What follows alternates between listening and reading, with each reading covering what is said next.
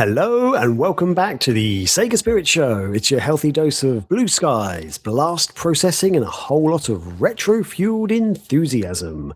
I'm your host, Graham Cookson, and with me is a man who once claimed that he can outrun Metal Sonic 99 out of 100 times, and that he refuses to race him again because he thinks that Metal Sonic is, and I quote, a poopy pants. It's my pixel-perfect partner in crime, Scotty Mo. And we have a cracking episode for you folks tonight, as always, because today we are discussing the 1996 movie phenomenon that gave us Metal Sonic's dramatic debut, Tails' eternal panic, and that beach sunglasses meme moment. That's right, we're looking at the Sonic the Hedgehog OVA. But before that, as always, we have a hot Sega community news packed full of homebrew and indie Sega shenanigans. So come join us as we celebrate the Sega community, classics, and more in this episode of the SEGA Spirit Show.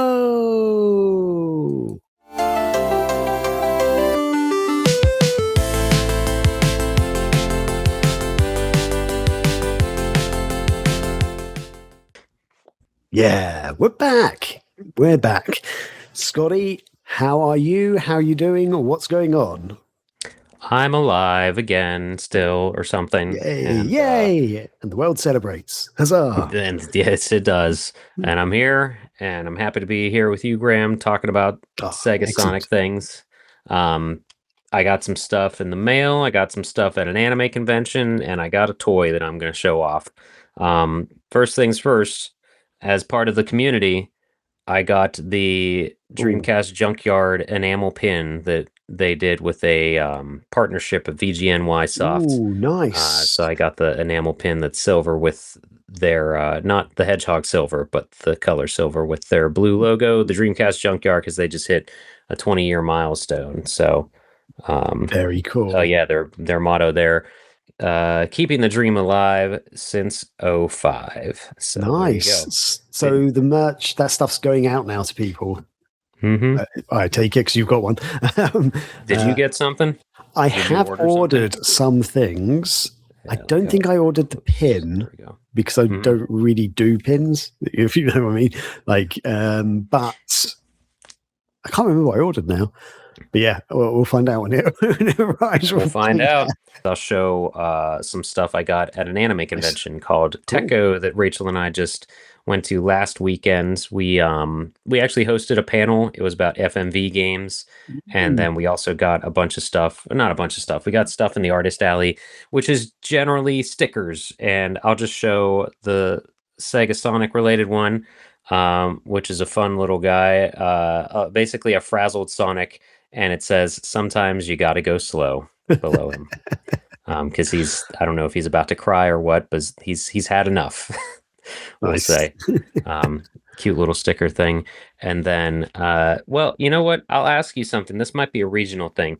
Did you ever have the warnings before, or like the commercial or the general warning that said, when Napster was brand new and like downloading and torrenting stuff was brand new, did you ever see the commercials that was it said you wouldn't download a car, would you? Yeah. Okay, good. Then I'm still going to show this since it won't be a like regional thing lost. You want to read what this sticker says? Help, I can't stop downloading a car.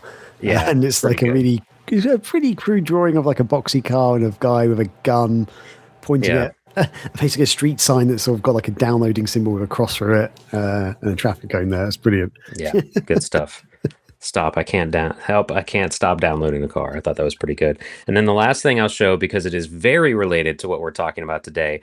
There were bigger ones of this, but I, even though if you zoom out, you see this white space on my wall, but as some can tell, I have enough things on my wall, but I couldn't pass up this art. And so I got a smaller version of it. That's cool. It's like, so it's Metal Sonic and it's got Strange, isn't it? It's like written on it. That's really cool. I like that. Yeah, and it's got Sonic reflected in his eyeball there. Oh, I missed that. Yeah. Okay. Yeah. So yeah, in one of his eyeballs, you can see Sonic standing there. That is badass, actually. That's really there's a bigger version of this that I did not get because again, I had to get a version of it, but I'll find out the artist and we can add it to the show notes and stuff Yeah. for all of the things I've shown So here. you So got that from the anime event that you went yes, to? yeah, the Oh, that's fun cool. stickers and that Metal Sonic picture are all from an anime Nice. convention where they have Oof. an artist alley that always has amazing artists. So Yeah, I'm yeah, interested to see who that is because I see if I can order it because that's really cool. I like that. I don't remember if they. Yeah, well, I'll leave their or we'll add their info to the show notes here. Sweet. That's good. And then lastly, I don't really buy these kinds of toys much, despite all the nonsense that I always share on here. But he came with this guy, a little Knuckles, Little but it's not a Knuckles. little Knuckles. It is a giant metal Knuckles. Not as big as the Tails doll, but more Sonic R merch for some reason. Yeah, So he that's has cool. claws that extend, Oh, 18 points of articulation, which is something new to me. You can like do everything. I had him in a cool oh, pose where he was like kneeling down and holding Knuckles in his claw like his child. But if you press the Guardian mark, chest. I don't know, on his chest once, his Oh, eyes the lights glow, come on. His eyes come and on so do like lights. his butt thruster there Oh, that's behind his nice. dreadlocks. But if you press it twice, then they like pulsate. Oh, Let me nice. stand behind him so it focuses on him. There you go. You can kind of see them, and his thruster also pulsates a little That bit is there actually too. really cool. So he's ready to go. He's pretty cool. He's ridiculous. Yeah, I was able to find this in the wild. Um, I I filmed an unboxing of this, not a crazy one, just a normal one, but I had to do a time lapse because it took me like 20 minutes to get all of the stupid plastic things off of him, and there were so many. Like these three dreadlocks in the back, there's five dreadlocks. These three were not attached to him in the box, and even those had separate, like, not zip ties, but like twisted plastic Yeah. ties, you know.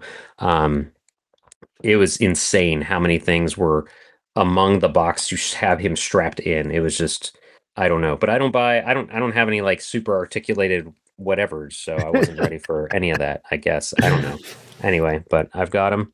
He looks cool, and I'm really happy with all the Sonic R merch that's popping up. I mean, the Tails doll was like meme sell, so Tails doll's been a meme forever. So yeah, but he's That is pretty neat. cool. And oh yeah, and for some reason I don't remember this happening in the game, but his claws, like, you do that to, there's a button on the side to press and they kind of Wolverine out a little bit. Yeah, Not as cool as the glowing eyes, but still, yeah. So that is I'm gonna cool. put That him is back here good somehow. But little yeah, look, good little bit of match there. I like it. yeah, giant metal knuckles. Sweet. So what about you? What's been going on in the What about Graham me? world? Okay. I've actually been playing a couple of games randomly. Well, sort of randomly. I just don't normally have time to play games that much these days. But yeah, I love the original Halo game. I think it's one Oh of my boy. favorite first-person shooters. So Halo Campaign Evolved released like the last week or so, and so I had to download it. It's on Game Pass. If anyone's subscribed to Game Pass, and yeah, it's Halo, but it was just much better graphics, basically. Completely. So unlike the Master Chief Collection that was released a few years ago, this is like completely overhauled using the Unreal Engine. Which, I mean, some people don't like the Unreal Engine, but I mean, it does look very good. Visually, it looks really impressive. But so far, all the levels are the same. I think they have added in some elements from like Halo 2 and stuff as well. Like, pretty sure I haven't actually encountered it yet, but I think you do see some weapons or something. Oh, okay, no, actually, no, I haven't. They got the SMG from Halo 2 in it, for example, which wasn't in the original game. And I think there will be something else, maybe some enemy types that are from Halo 2 and stuff there in it. But yeah, so far good. Although I did have an issue with one of the save files because it does do cloud saving because you can play. It's got Xbox Play Anywhere, so you can play on your PC or an Xbox or whatever.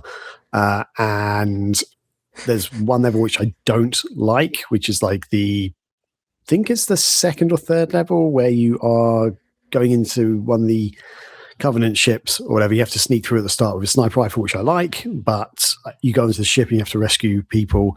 I don't like that level. I just think it's really boring. And I basically got to the end of the level, saved and quit, definitely saved and quit, shut down everything nice and neatly, went back to play it, and it was acting like I hadn't played the level at all yet. So I had to redo the whole level, and that pissed me off. But hopefully, now I'm on my next level, which is one of my favorites. So huzzah, hopefully that'll be good. And also, I have been playing a bit of 007 James Bond First Light, which is the new James Bond game. Well, newish. It came out a few months ago, I think now. But I'm really enjoying it. I think it's a really good game. Do you know much about this, or have you played it?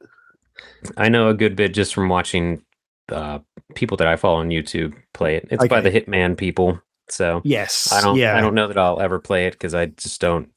I don't know. I don't really care about James Bond that much, and super don't care about stealth games. I know there's more action in this than stealth, comparably to the Hitman stuff. But yeah, because I think Hitman fans don't like it as much because it's kind of like Hitman Light. It's the stealth isn't as as stealthy as Hitman, I guess. Right.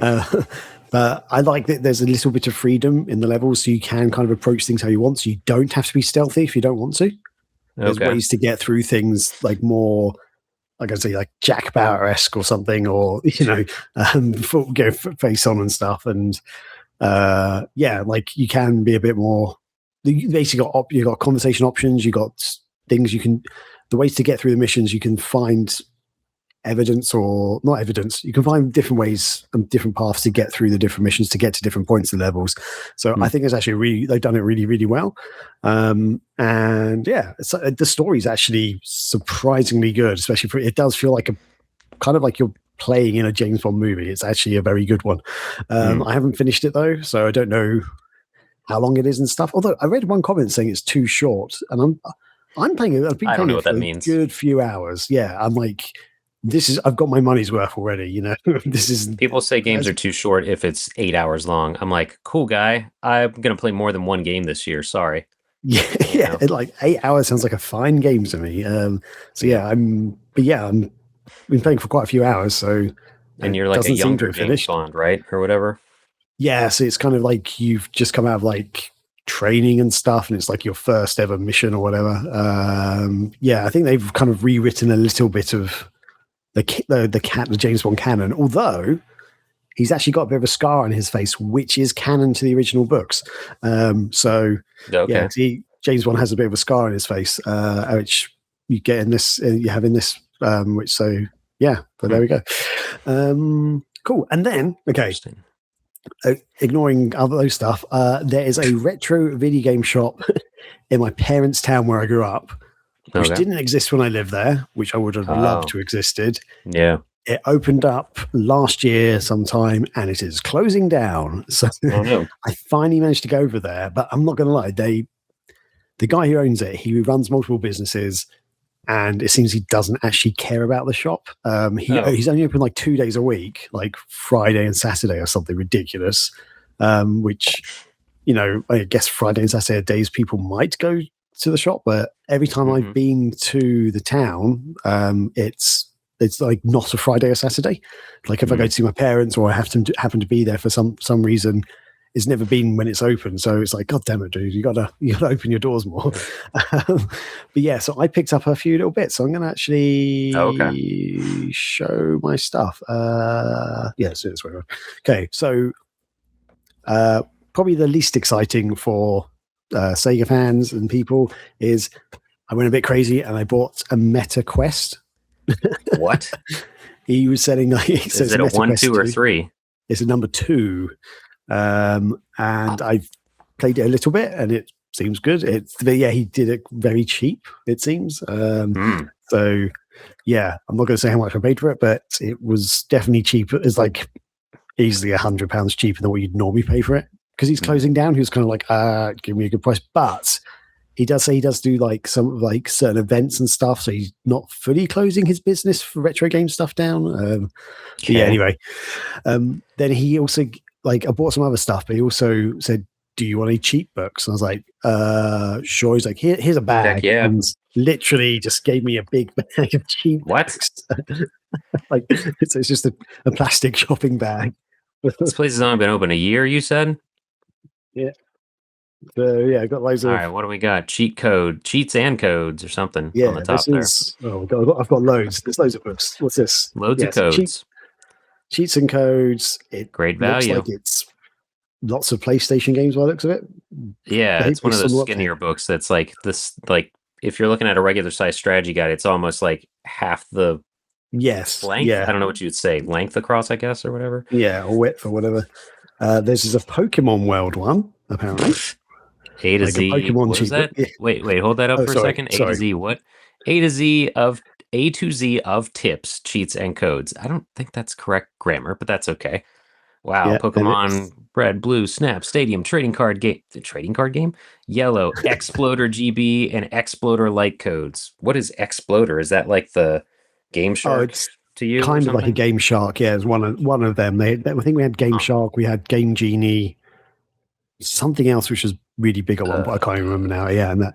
Oh, and of course, it's 100% unofficial. Yeah. Mm-hmm. And if you like Pokemon, there's even more. Wow. Ultimate. Oh, this is actually a puzzle book. Oh, okay. Oh, is it? It's yeah, it's got That's like weird. it's Like like a crossword crossword puzzles. book. That's Yeah, so strange. crosswords and Okay. word searches and stuff.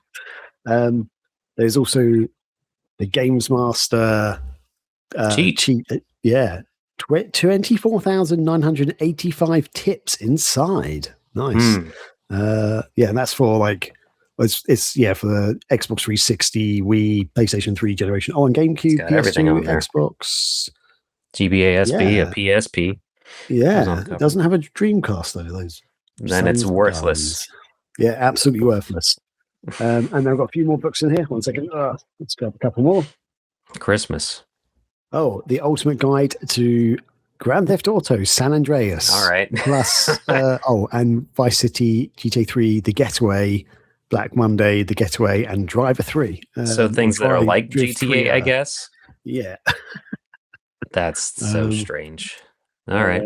Cram it all in there, I guess. Couple more. Oh, actually, more than a couple more. These are a lot skinnier.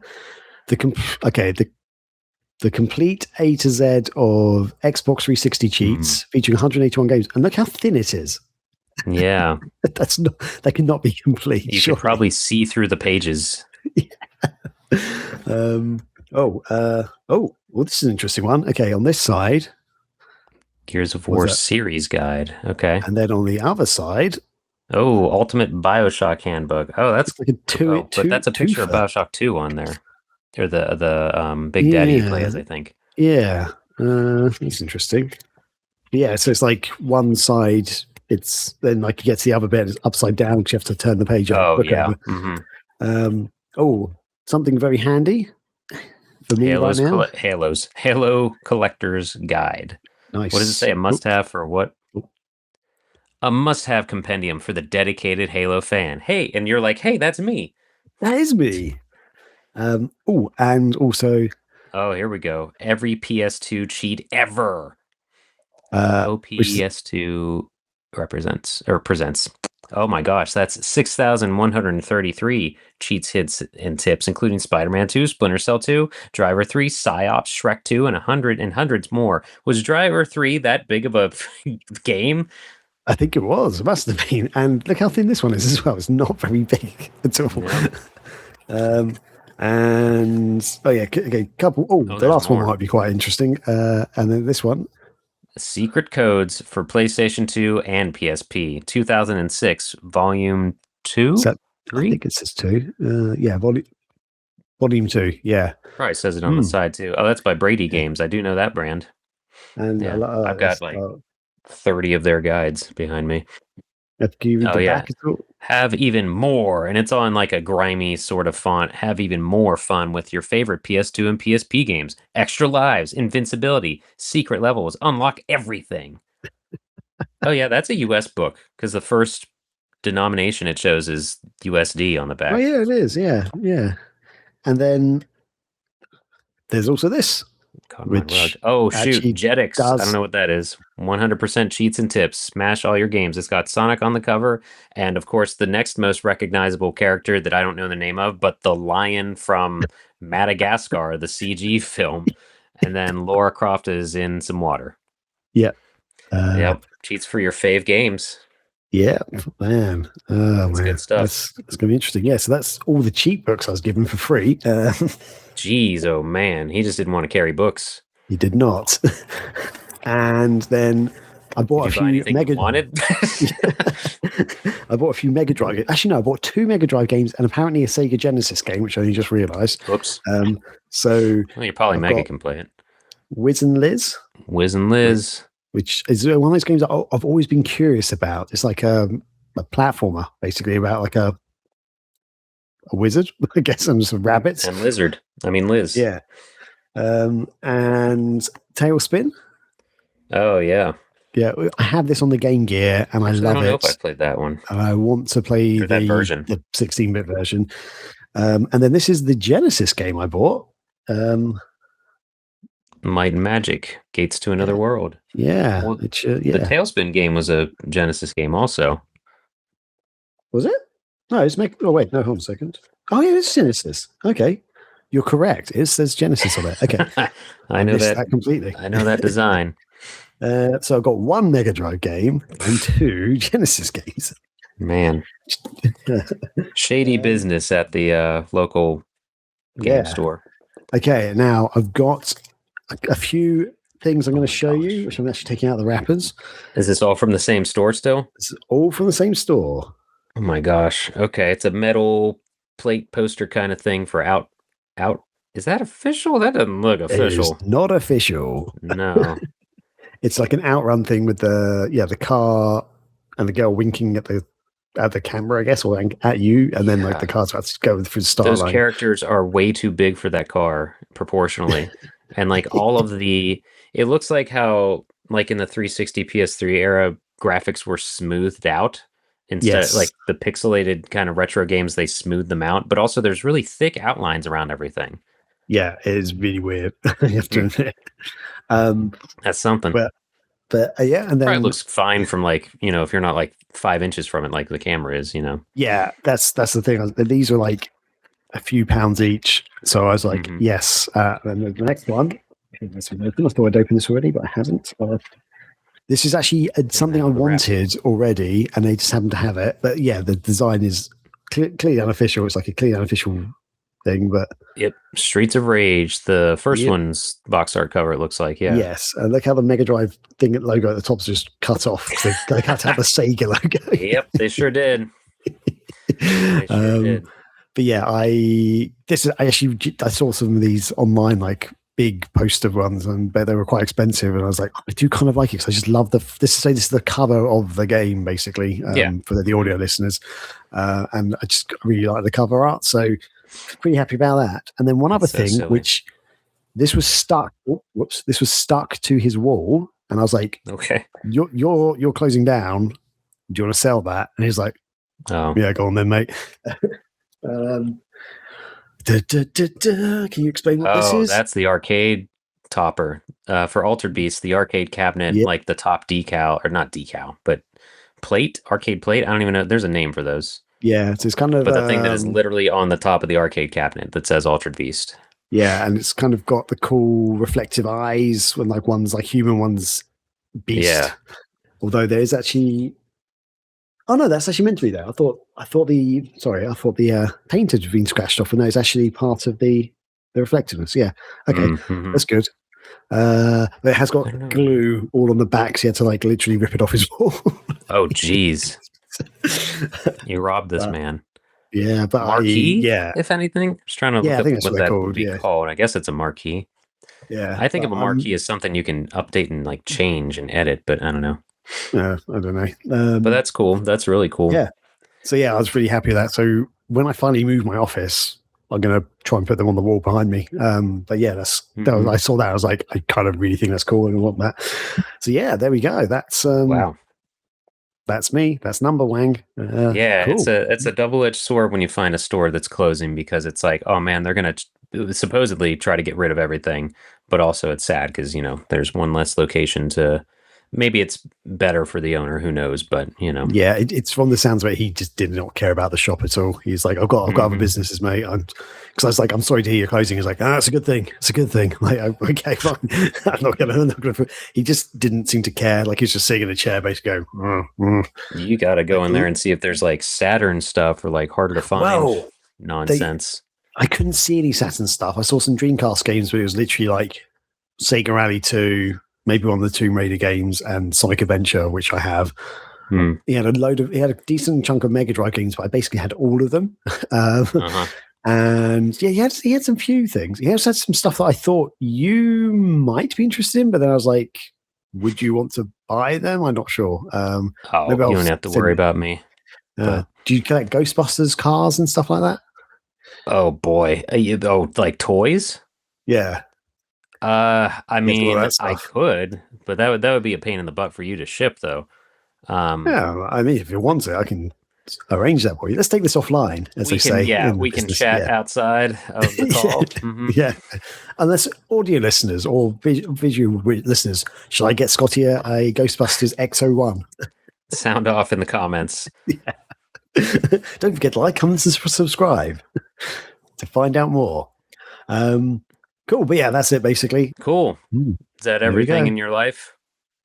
Yes, that is everything in my life. Yeah. So with that, let's move on to the Sega community news.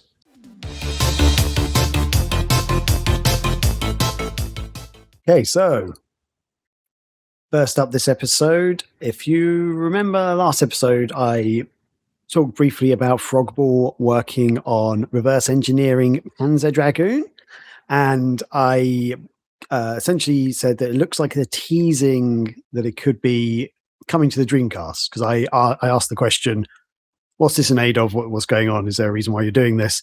And Frogball simply replied to my comment saying, I have a dream, ... So very mysterious, teasing a lot, but looks like it's basically confirmed.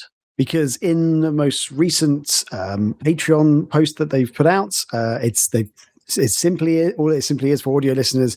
It's a Dreamcast controller with a VMU in it, and on the VMU screen is the sort of digital silhouette of the dragon from Panzer Dragoon. And all it says is the title is "It's Thinking ... So yeah, it is coming to the Dreamcast. It seems, which is fantastic news. So. Yeah, we'll try and keep an eye on this and keep you updated. But if you do want to see any more updates on this and hopefully maybe some gameplay footage or hopefully a demo in the future, then be sure to subscribe and support Frogball on Patreon for more updates on this and any other work they do. Very exciting. Next up, also from the land of Patreon, we have news from another indie developer we've covered in the last episode, another episode recently. It's Mauro Xavier. So we've covered him multiple times. In the last episode, we looked at the intro video to The Legend of Draconis on the Mega Drive, which was a really cool intro. As I covered, the audio sounded really fantastic, especially for a Mega Drive game. But this time, we are looking at Mega Commando, which is a new version of the 1985 arcade classic. For those who don't know, Commando was a top-down run-and-gun game originally developed by Capcom for the arcades. Just so you know, it's completely unrelated to the 1985 Arnold Schwarzenegger movie of the same name. But yeah, there were multiple console releases as well, but it was never actually released on Sega consoles back in the day. However, there was a Sega connection to Commando because the Spanish arcade release was published by Sega in Spain. However, Sega fans might be more familiar with the game's sequel, Mercs. So Mercs has a much stronger Sega connection. It was originally developed by and published by Capcom in the arcades again, but it saw multiple home console ports, including for the Mega Drive and Genesis, and they were all developed and most of them were published by Sega. So that might be a game that, Sega fans might be more familiar with. It's certainly one that I was definitely more familiar with, but very similar gameplay to Commando. So it was top-down, run and gun, basically a lone soldier running through, shooting lots of enemies. Anyway, back to Commando, or more specifically, Mauro Xavier's Mega Commando. So Mauro has said he's bringing the game to the Mega Drive or Genesis, but this is not a port of the arcade game. So, as I say, the original game was not actually released on the Mega Drive or any Sega system, any Sega home console system. But he's not actually bringing a port of the arcade original or a port of any of the other home console versions. Instead, he specifically said he's not porting the game; he's actually rebuilding the game from the ground up. He's quoted as saying, "I'm not reverse engineering the source code. I am building it from scratch to add my own special touch." And he says that I plan to create Mega Commando featuring the following. And there's a few different things, but simultaneous 2-player mode, new game modes and options such as horde mode, free roaming stages, space invasion, and some other things. It just says etc. There's some graphical changes without losing the original essence. Music selection, original arcade, enhanced version, and C64 style versions by Rob Hubbard. There will also be a sound effects selection, so the original arcade or enhanced, and additional visual effects. And he's also more recently put out some development notes as well. So development seems to be well underway. So according to a recent update that he put out on Patreon, about 80% of the graphics have been converted already, including sprites in all 8 areas of the game. However, he will be making some graphical improvements, which might take some time. The arcade music tracks have been 100% converted directly from the original ROMs, and sound effects have been fully captured via emulator and working perfectly. And also talks about the arcade sound effects and some other bits and pieces. But other realistic sound effects will be created for future enhanced options. And the initial screen featuring the helicopter arrival is ready, and the player character moves correctly. The collision layout for Area 1 is complete. So it sounds like development's well underway. It's coming along nicely. It might take a little bit of time, as he says, because he is basically building things from the ground up and making improvements. But so right now, all we have is the title screenshots, and hopefully we'll see a demo or gameplay footage very soon. I'm not sure, but it'll be really cool to see. So yeah, definitely something we're going to keep an eye on. But again, if you want to keep updated on this and maybe even get hands on the demo, check out Maurer Xavier's Patreon. We'll put the links in the show notes as well. So yeah, keep up the good work. Okay, and we have another Patreon post. So the indie developer Ian Michael has been working on a Neo Geo Pocket Color emulator for the Dreamcast. So in the recent Patreon post, he put out a download for the emulator and also posted a video of it streaming in action, which is what we're looking at right now. I will just sort of say that, in the video, Ian actually mentions that his mum has been going through some health problems, among other things. So I just want to take the moment just to wish her well, and I hope she has a speedy recovery, Ian. Really sorry to hear that. But back to the emulator. Ian's put out, as I say, he's put out this video sort of showing him playing through, testing it out and showing it in action. But he's added some several features for an emulator running on the Dreamcast. So apparently all the games are running at full speed, 60 frames per second on every single game tested. There is a rewind function that's incorporated where you hold down L to wind that gameplay for a do-over when you make a mistake, which is really cool. I don't think, apparently that's the first time it's ever happened on a Dreamcast emulator or an emulator running on the Dreamcast. So that's really cool to see. All the games have per game VMU saves. So essentially when you save, when you play a game on the emulator and you save a file, it will create its own little file basically per the game, which is really cool to see. And the VMU screen shows the game name and the live frames per second and some other information on the LCD. And there are various emulator controls. So he actually mentions L for rewind, which I just mentioned, but he also mentions R for fast forward, which would be really cool to see. And also you can do star A, B, X, Y to exit the game and sort of go back to the emulator screen. So there are some other technical things he talks about which sound really good, but honestly I have no idea what they mean. But this is looking really cool. So, I mean, the Neo Geo Pocket Color was actually a really good handheld. It's quite expensive to get hold of the games these days. So yeah, this is probably another cool way to play it. And there was a connection with Sega with the Neo Geo Pocket Color. So if on screen right now we're showing Sonic the Hedgehog Pocket Adventure, which was released around the same time as Sonic Adventure on the Dreamcast, and there was actually compatibility and linkability with the Dreamcast. So yeah, really cool to see this. So you get to play Sonic Pocket Adventure on the Dreamcast now. The post in the video mentioned that this is currently Patreon exclusive. So Patreon members who have signed up to Ian's work can download the emulator and run it on their Dreamcast. But Ian says it should be released to the public pretty much any day now at the time of recording this. But if you want to get your hands on it early, support Ian's work, then and any other future updates, then yeah, check out his Patreon. He does some really good stuff. And yeah, and as I say again, Ian, I hope your mum's okay and hope she feels better and recovers well. Cheers.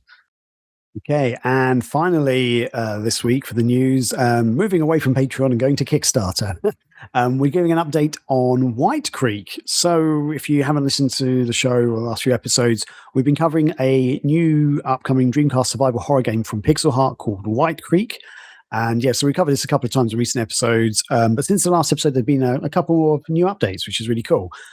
Firstly, to let you know, the Kickstarter is actually still not live yet, which is, I've never actually experienced it where a Kickstarter has gone this long of being a page being created and it actually not going live, but they have been pumping out a lot of updates, which is really cool to see. So it's really good they've been keeping people updated about this and we're seeing progress and stuff. Yeah, I'm really looking forward to backing it though, but you can't back it quite yet, unfortunately. But essentially, one of the new updates shows off some graphical improvements. So they put out a video showing sort of screenshots and stills from the game, showing before and after. So it's hard for audio listeners, but essentially in the backgrounds in the original videos looked a bit grainy in areas and a bit pixelated. And for an indie game, they looked pretty good, but they're not as smooth as a lot of official Dreamcast games. But now the team has been working on it and it's looking really cool. The graphical upgrades look really good. So for audio listeners, I'll try and describe sort of what you kind of see. But overall, textures are a lot smoother. So like on some of the streets, there are like grainy bits of snow on the streets, but now that actually looks a bit more realistic. Trees look a lot more detailed. The walls, just the brickwork looks a lot more detailed. There's a lot more items on the scenery. Some of the alleyways have got added graffiti and stuff like that. Also, some of the camera angles have changed slightly. Let's go back to this one, for example. So on this particular one here, it's a street view, it's an outdoor view. It's got some really cool elements of detail. So the original version has, I guess, fir trees, which they look okay, for an indie game. They could have been pretty good, but they basically look like a big wooden stump with, I guess, 2D leaves coming out of it, but like the tops, you can actually see the tops of the trees are just basically a wooden pole. So they don't look that realistic. There's also like I think it's like a telephone pole sort of sticking out behind a building, which looks fine. It looks like it's in the distance, a bit grey, a bit bland, nothing much to it, but sort of you can kind of see some wires coming off it. But the wires, I guess, because they're thin, they're kind of disappearing a little bit in the background. The street looks a bit sort of grainy, and there's writing on the walls of the buildings, Prestige Hotel, and some other building which is really hard to actually read. And there's like a water tower in the background, so that's kind of setting up the scene. And there's the main girl, Alicia, I think her name is. I can't remember now. And she's sort of standing in the street next to a dead body. And then we have the now shot. So it's like night and day looking at these pictures. So the camera has actually changed a tiny bit, but there's so much more detail. So those trees look a lot better. The trunk of the tree, it kind of tapers out at the top, so it looks a bit more natural. There's some more other trees on the street which are not evergreen fir trees. They're kind of more barren. The outside of the hotel looks a lot better. The brickwork looks more realistic, really. There's sort of patches of damage to it and stuff, but it looks really good. There's benches now on the street. There's planter boxes and stuff. Just generally, just looks a lot better. And it'd be interesting to see because how all this progresses and stuff. But right now, this is looking amazing. They've really outdone themselves. So yeah, I think essentially, even though it looks pretty good for an indie game, it seems the team weren't too happy with it. So they've gone ahead and made some really good updates and really good improvements. But that's not all. The other day, the team put out a new gameplay trailer showing updates for the game. Those some of the gameplay to expect, similar to what we've seen before, but it shows some new areas and regions, a bit more gameplay action. So if you've ever played Resident Evil or the Silent Hill games, the original versions of Resident Evil, Silent Hill, this is kind of what to expect. You've kind of got mostly static fixed cameras, and you're sort of walking around picking up items and solving puzzles. In the previous trailers and stuff, we saw that the camera does move slightly in certain areas. There's a bit of gameplay action as well. And one of the core functions of this game is that you can either kill the sort of the townspeople, because the whole thing is the town's kind of gone a bit crazy, and you can either kill the people or you can save some of them as well. But it costs you life or something. They haven't really explained that too much, but it's looking really cool. And as you see at the very end, that is also coming out on the Nintendo Switch, Nintendo Switch 2, Steam, PlayStation 5, PlayStation 4, and the Xbox consoles. But crucially, it's actually being developed for the Dreamcast first. So it is going to be a Dreamcast release, and then I guess the other ports are going to have enhancements to them. But yeah, very much looking forward to this. It's looking really cool. Okay, so that's it for the news this week. As always, we'll drop links to all these stories in the show notes. So yeah, just check them out below for the links to the Patreons, to the Kickstarter, and everything else. And yeah, some really cool stuff happening at the moment. So very exciting.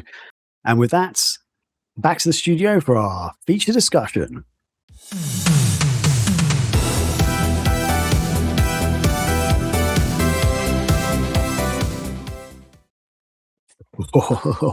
It's here. That's right.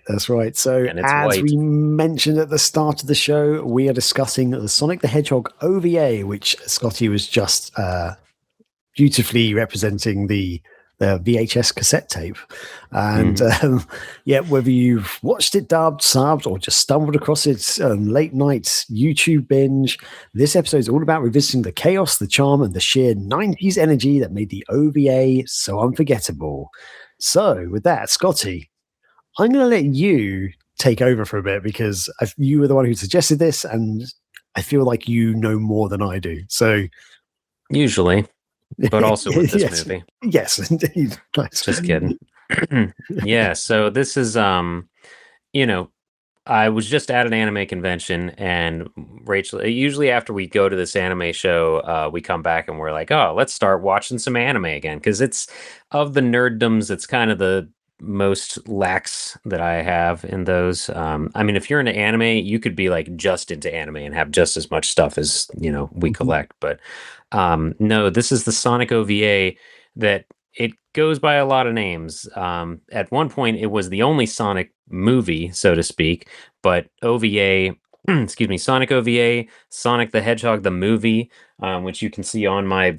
You don't have to change the camera or anything, but you can see on the VHS that I have, it says Sonic the Hedgehog, and then eventually the movie, like very low on the kind of cover of it, so it doesn't. I don't know. And we'll talk about that in a little bit, the different designs and stuff. But no, this was put out by Studio Pierrot, under the supervision of Sonic Team. We're going to go through some breakdown here of the background of it, its release, and and then we'll talk about the voice cast a little bit, and then we'll talk about our experiences with it. So, like I said, though, it was on VHS. The distributor in Japan was Taki Corporation. In the US and the UK, ADV Films. And then Madman Entertainment in Australia and New Zealand, and then Planet Manga in other places. What's that? Poland. Oh, yeah, that's Poland. Yeah, fantastic. So, as a movie, fully, it's about 54 minutes, like 53 minutes and 55 seconds. But in Japan, it was first released in 1996 as 2 separate episodes, only at first rentable through stores. It was released in January of 1996 and then March of 1996. So the first episode, which was called Welcome to Eggman Land, was its own individual tape. That was rentable. And then, for some reason, 2 months later, they released the second tape, which is titled Sonic vs. Metal Sonic. And eventually, so that was January and March. And then in May, it was made sellable in Japan. And then everywhere else, the date that I have here is September 7th It released in North America. I believe, you know what? I have Sonic Retro open, so let me see if I can double check that here. Um, yeah, it was pretty much 99.99 everywhere else because oh no, I'm sorry. Oh, that's DVD. Yeah, the tape. Oh, it's hard to read with this black background. Sorry. But I mentioned Japan, 96. In the US, 1999, 9/7/99 to go to release just before Sonic Adventure and the Dreamcast. And in the UK, it says November 1st of 1999. And because I think, did you guys get the Dreamcast in September? I don't think you did, right? No, I think it was like October or November or something from memory. Okay.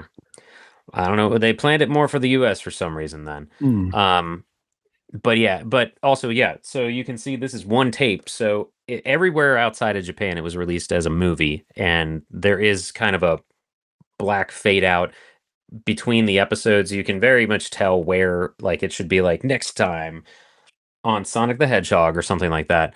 Um, but yes, so what I do want to look at real quick here, provided that it lets me share my screen. I'll share my screen here, Graham, if you want to Yeah. accept, and we can look at the different box art. Um, Cool. this is all on Sonic Retro, but in Japan, I mentioned that the first one was called Welcome to Eggman Land, and so it had this is the VHS box itself, and it has just like screenshots and stuff of what happens in it. You've got Sarah and everything on there. Whoa, that zoomed in pretty far, but kind of generic um, assets of Sonic, Tails, and Knuckles in the background there on the back as well. That's episode one. And then you've got episode two or rental tape number two. Again, only rentable so far in Japan, but it also just shows, screenshots and stuff, but very vibrant covers and colorful things Yeah, happening that's really cool, actually. that are pretty neat. I like on the back of this one, it does have like the not maybe concept art or something you'd find in the instruction manual of like the Yeah, bags that's and pretty stuff. cool. Yeah. It does say rental only on the side on the what would be the spine. And then when it did come out as purchasable, again, it totally different covers. Uh, or different was it the same? Not totally different, but different colors on the covers, but still Mm. the general same image. What I did find interesting on this though, it does advertise Nights on the Oh, Japanese. So this would have been May of '96. Nights was definitely already out for yeah. a month. Wait, no, May. So June, Nights was coming out. That's right. Or July of '96. Remember? Yeah. Because we just Okay, talked yes. about that. Yeah, we just had that So episode. uh, we're getting old, people. Sorry. But yeah, that was interesting. There's an ad for Knights on the back, and then the final cover of the purchasable. Come here, buddy. There we go. Tape number two in Japan. Again, just the same exact screenshots, same cover, but different colors in the background and everything. I guess it makes it So, clear that this is the one you can buy, the one you can't buy, yep. because technically rental ones you weren't meant to be able to buy for reasons. Oh, apparently I clicked on the back. But yeah, and then oh, it's a little off But there. This is the one that I just held up. This is the US box, and which you guys got a very similar cover, basically mm, the same cover, aside from it saying PG on the bottom. yeah. Um, yeah, so that's interesting. But it does say also scrape your knuckles, catch some tails. All those catchphrases that we were using all the time as Sonic fans in the 90s. Never heard that. Scrape your knuckles makes sense. I don't understand catch some tails. I don't. Is that a phrase? I don't think so. And then it did eventually get DVD releases, no Mm. Blu-ray releases. Um, Yet. we won't go into. We don't have to go into super detail about this, but like it has a weird rights thing where it's still on streaming services currently in Japan with Bandai Oh. Namco's streaming service, but nowhere else, at least not Oh. legally anyway. Um, or correctly, appropriately. I don't know how you want to say it. But what they did also do, mention these real quick here. They had phone cards.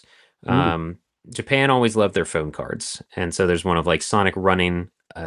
In the movie, it's when he's talking to Tails, and then one of Tails, like just a kind of a generic background or some sort of ice place, I guess maybe at the end of the Yeah. movie. But Tails almost giving a thumbs up. I don't know why they didn't wait just like 3 more frames, because this is him like about to form the Yeah, thumbs up. it's like his hands just. He's like, Yeah, that's weird. like it looks like he was holding something and they paused it weird. And then the last one here, it looks cool. That is actually quite cool. Robotnik's like banged up, but it's got Metal Sonic in the foreground with Robotnik one hand on one of his shoulders, and there's like an explosion in the background. Yeah. But yeah, it would be cool to find those. I'm not sure. This was like, it's miscellaneous, but this is a just some sort of Sonic OVA cardboard signed by.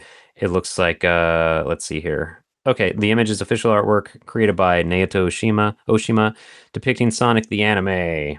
And I don't know how you got that though. Let's see here. It doesn't really say. It's maybe that was just something they gave away with the purchase. Who knows? Oh, and autographed by the Japanese voice cast for Sonic, Dr. Eggman, Tails, Sarah, and Knuckles. Okay, that's cool. pretty cool. Yeah, that's pretty neat. So, all right, I'll stop sharing my screen now for the moment anyway. But we'll go through the voice cast here briefly. Sonic, this is the Japan voice cast first. Sonic was voiced by Masami Kikuchi, better known to anime fans as Tenchi Muyo in Tenchi Muyo. Tails was voiced by Hikaru Shina, more widely known as Hikaru in the Magic Knight Rayearth anime. And then we've got Knuckles voiced by, oh boy, sorry everybody, Yasunori Matsumoto, who did a voice in Initial D of Wataru Akiyama. And then the Old Man Owl, we're not going to list everybody, but the Old Man Owl is voiced by Chafarin. This is all, excuse me, from Sonic Retro. Chafarin also did the voice of Detective Conan's Inspector Juzo. And then in the English voice cast department, Sonic was voiced by Martin Burke, who did voice in Ninja Resurrection. That should say Lethal Force. And other anime, Tails was voiced by Lainey Frazier. She did a voice in Metroid Prime 3 Corruption, the game, and then Final Fantasy Unlimited. And then in terms of real or life, oh my god, real life acting. I don't want to say like that because it's not more than voice acting. Not voice, not voiceover acting. Yeah, live. It's a talkie, people. It's a talkie. Come on. Yes. Yeah. She was in the movie Friday Night Lights and also Confessions of a Serial Killer and other things. Knuckles was voiced by Bill Wise, who recently just passed in April. So rest in peace. Oh, okay. Rest in peace. That's sad. But he was in the live action movie Boyhood. Also did a voice in Disenchanted, and also played a part in Texas Chainsaw Massacre: The Next Generation, which was released in 1994. I don't know that one, and it has other voice credits as well. Old Man Owl in the English voice cast was voiced by Charlie Campbell the 16th, who also did voices in Shin Ultraman, One Piece film Red, and then Rin, Daughters of, oh gosh, Nemosine, I think is how you say that, and other anime and other things as well. So, they decently known people for the Japanese voice cast. English voice cast, I did not know anyone. I didn't recognize anyone. I feel like I've heard of Lainey Frazier before, but I don't know why. Oh, maybe. And then, so as we go through, I'll share my screen again to have a little slideshow in the background here so that we can have something visually for everybody. There we go. Hopefully that'll play. So this came out in 96 and 99.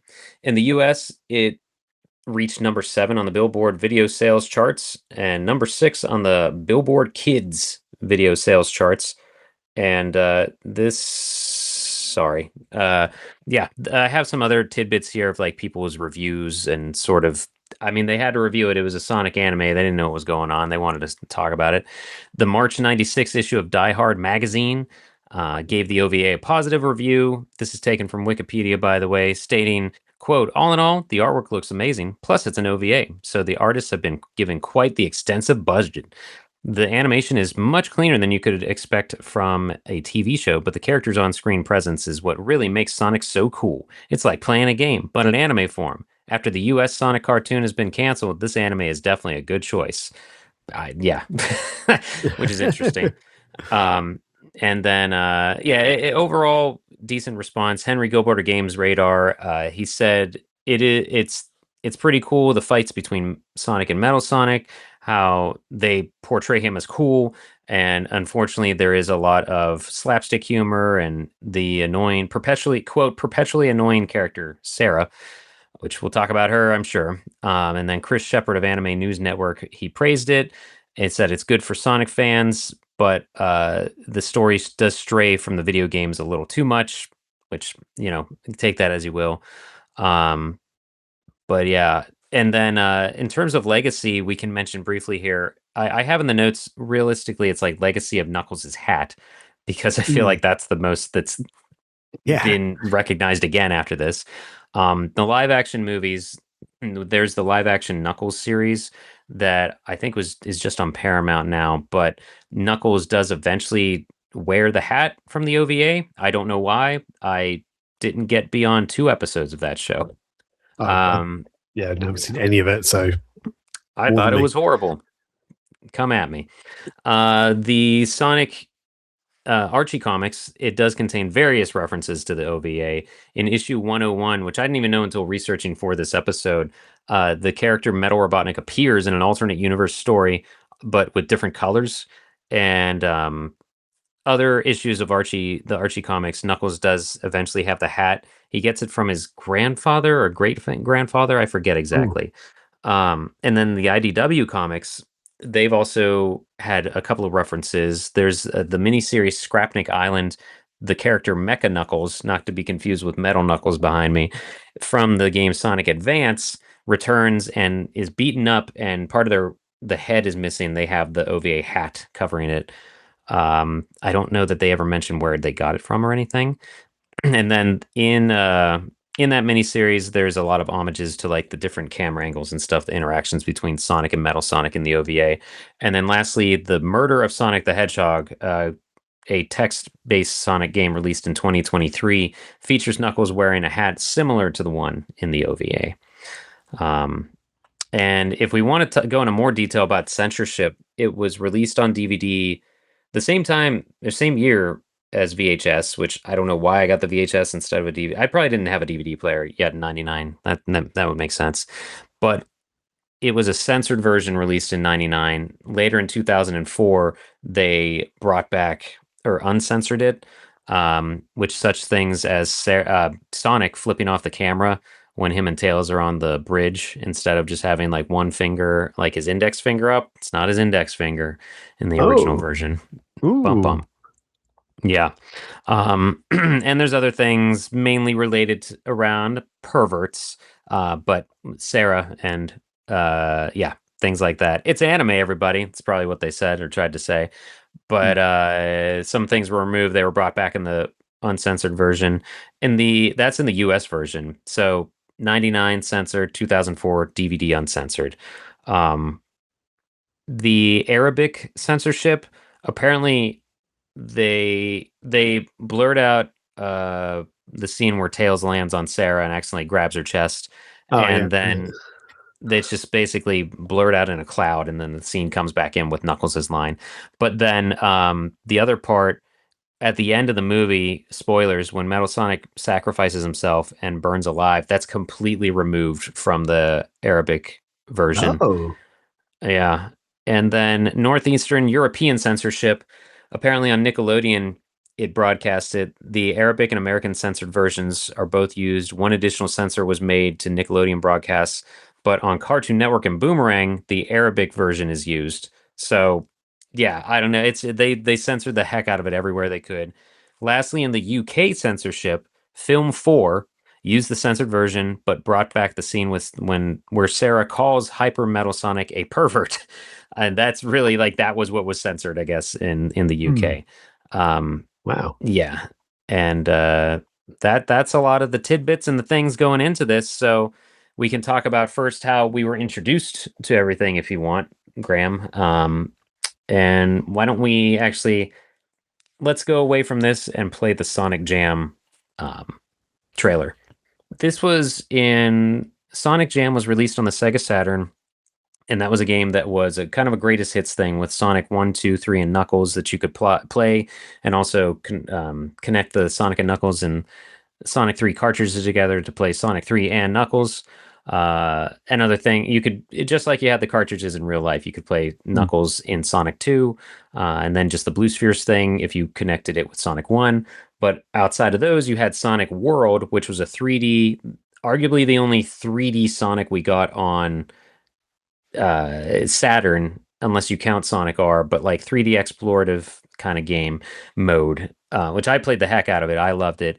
Yeah. And there were different buildings throughout the area. One of them was a movie theater where you could watch things that probably in 96 or 7 when it was released didn't have access to unless you had amazing internet, I guess, and could find these things somehow. But this they on there they had the Japanese trailer for the Sonic OVA, and that was my introduction to it. So let's go ahead and take it away, Graham. And you can look this up online. We're not going to like try to describe it for listeners, but you can still hear it.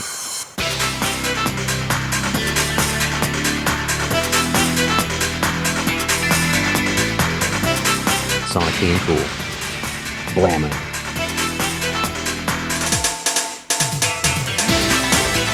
I assume that's the voice actor's name. Oh, there you go. Yeah. Oh, that's their name in Japanese. Sure. They're voiced by my man Knuckles.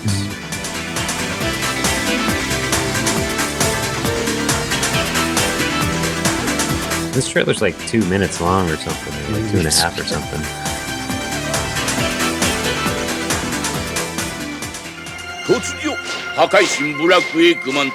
Yeah, basically, I should explain the whole story, I think. Yes, it does. Well, not in English, but yeah.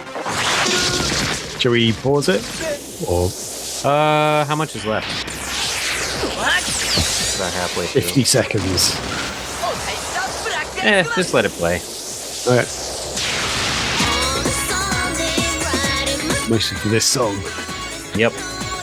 Hope we don't get flagged. Sorry, world. Sorry, internet.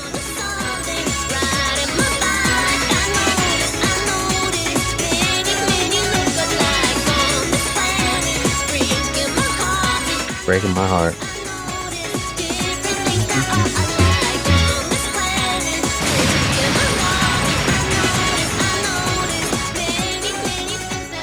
I like.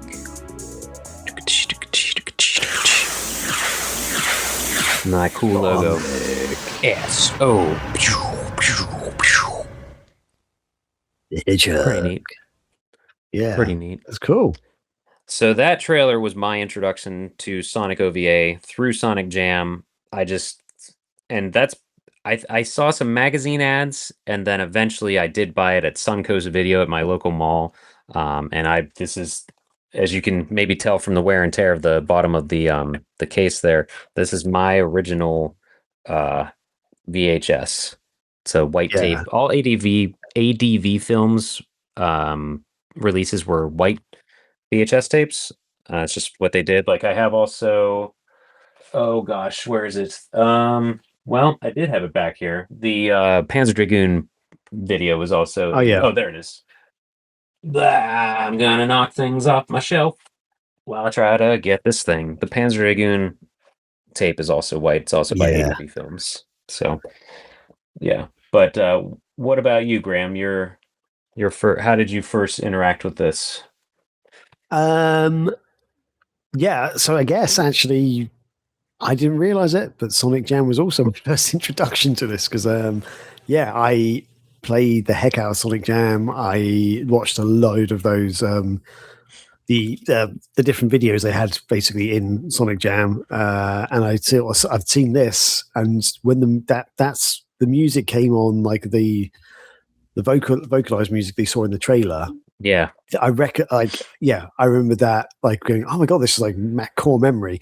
I completely forgot that it was from Sonic Jam though, until you just told me, until you sent me the link to this video saying this is from the Sonic Jam trailer, and I was like, oh yeah, I think I didn't understand what the trailer was for in Sonic Jam either. I just didn't register in my brain. Maybe I didn't read it properly. Well, there's also like so many things in that theater too. I want to say there's like, I don't know, a dozen or so. Trying to see how quickly I can find the answer to that question, but there's a lot in that theater. So for you to remember, what everything is and stuff. But yeah, sorry, I interrupted you. No, that's fine. Yeah, no, that's kind of really, I guess, my first introduction to its existing, but not really realizing it. Otherwise, I had never seen it before until like this last week, the last few days. Wow. But I did know it existed because I saw the VHS tape, and there's like this really cool old retro. Well, that wasn't even a retro. There's a there was a record store in my town that sold Mhm. vinyls and CDs, like modern ones.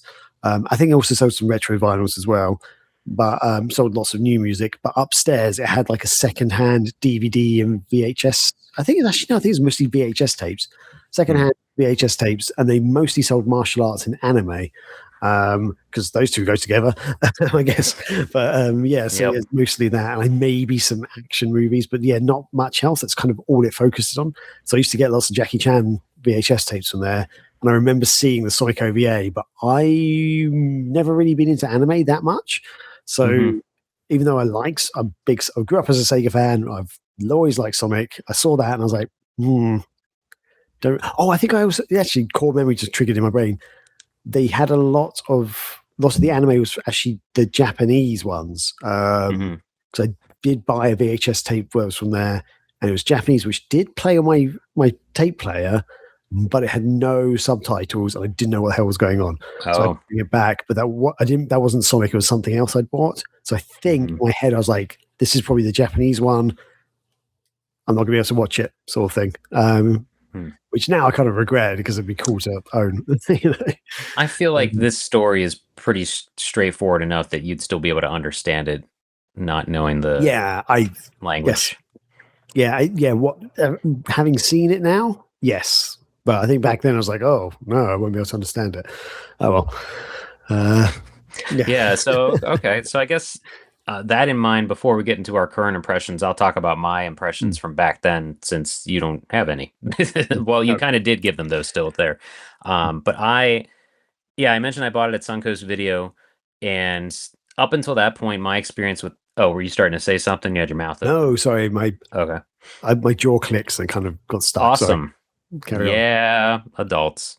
My experience to anime up till this point was Dragon Ball Z, Sailor Moon, Speed Racer, Akira, and other movies that I was probably too young to have seen at the age that I did.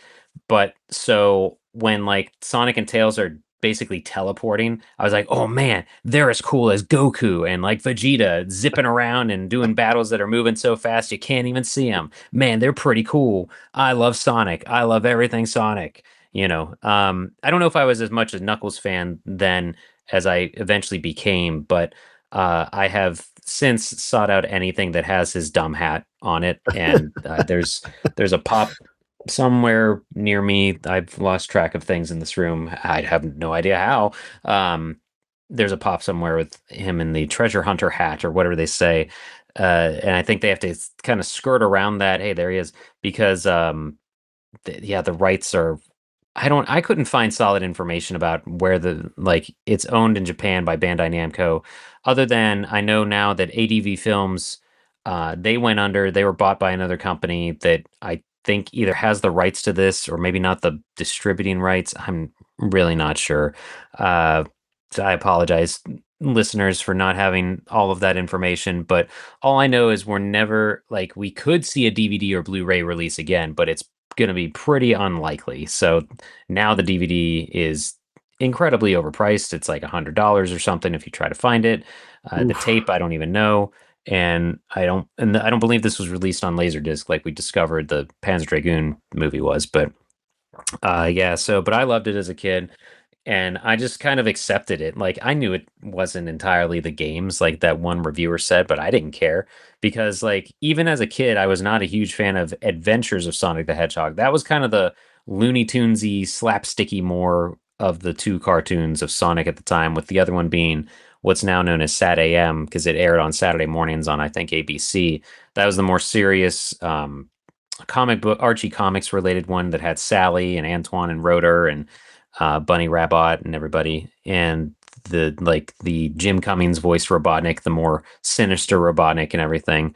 So I think this was like, oh man, this is better than any of the cartoons I've seen. I love this stuff, and Okay. I was more into anime at that point in the mid to late 90s, thanks to my friends and stuff. So I very much enjoyed this as a kid.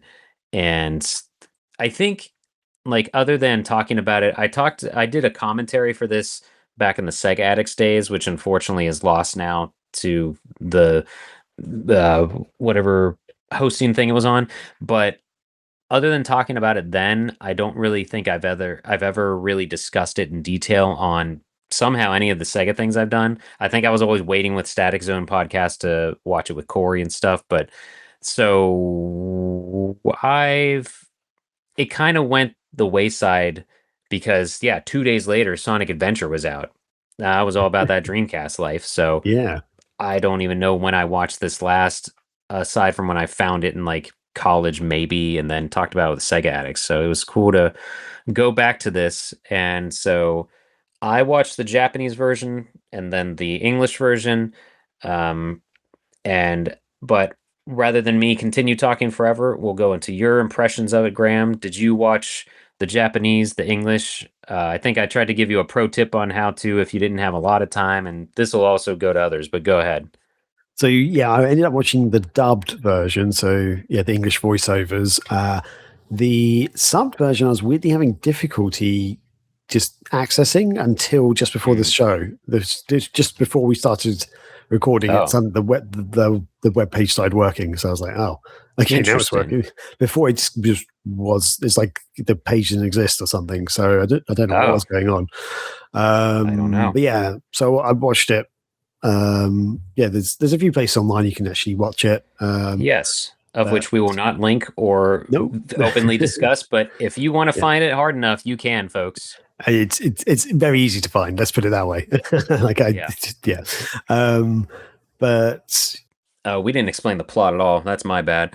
no, we Um, haven't. Have we? Sorry. So sorry everybody, we're all over the place with this, but the plot of this movie is that Sonic's chilling on the beach. Old Man Al shows up and says, "Hey, you've got to talk to the president." And they're like, "Well, you could have just called us and told us that rather than nearly destroying your plane and killing you and Tails. I had to save your stupid butt." And so they go to the president. The president's, I guess, what would be in the Oval Office or something.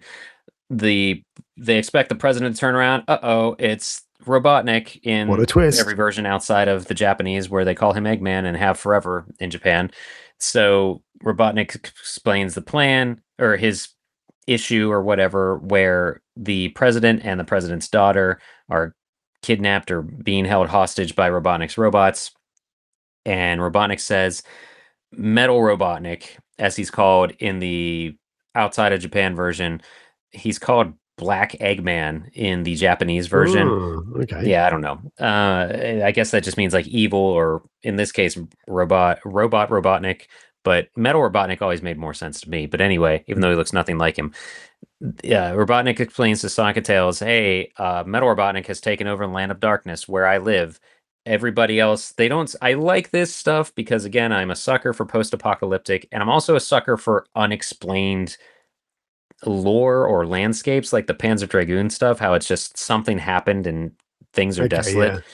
In this OVA, in the lore of this OVA, there are two areas: the Land of the Sky and Land of Darkness. Land of Darkness is basically the surface of whatever planet this is, and the Land of the Sky is these connected continents.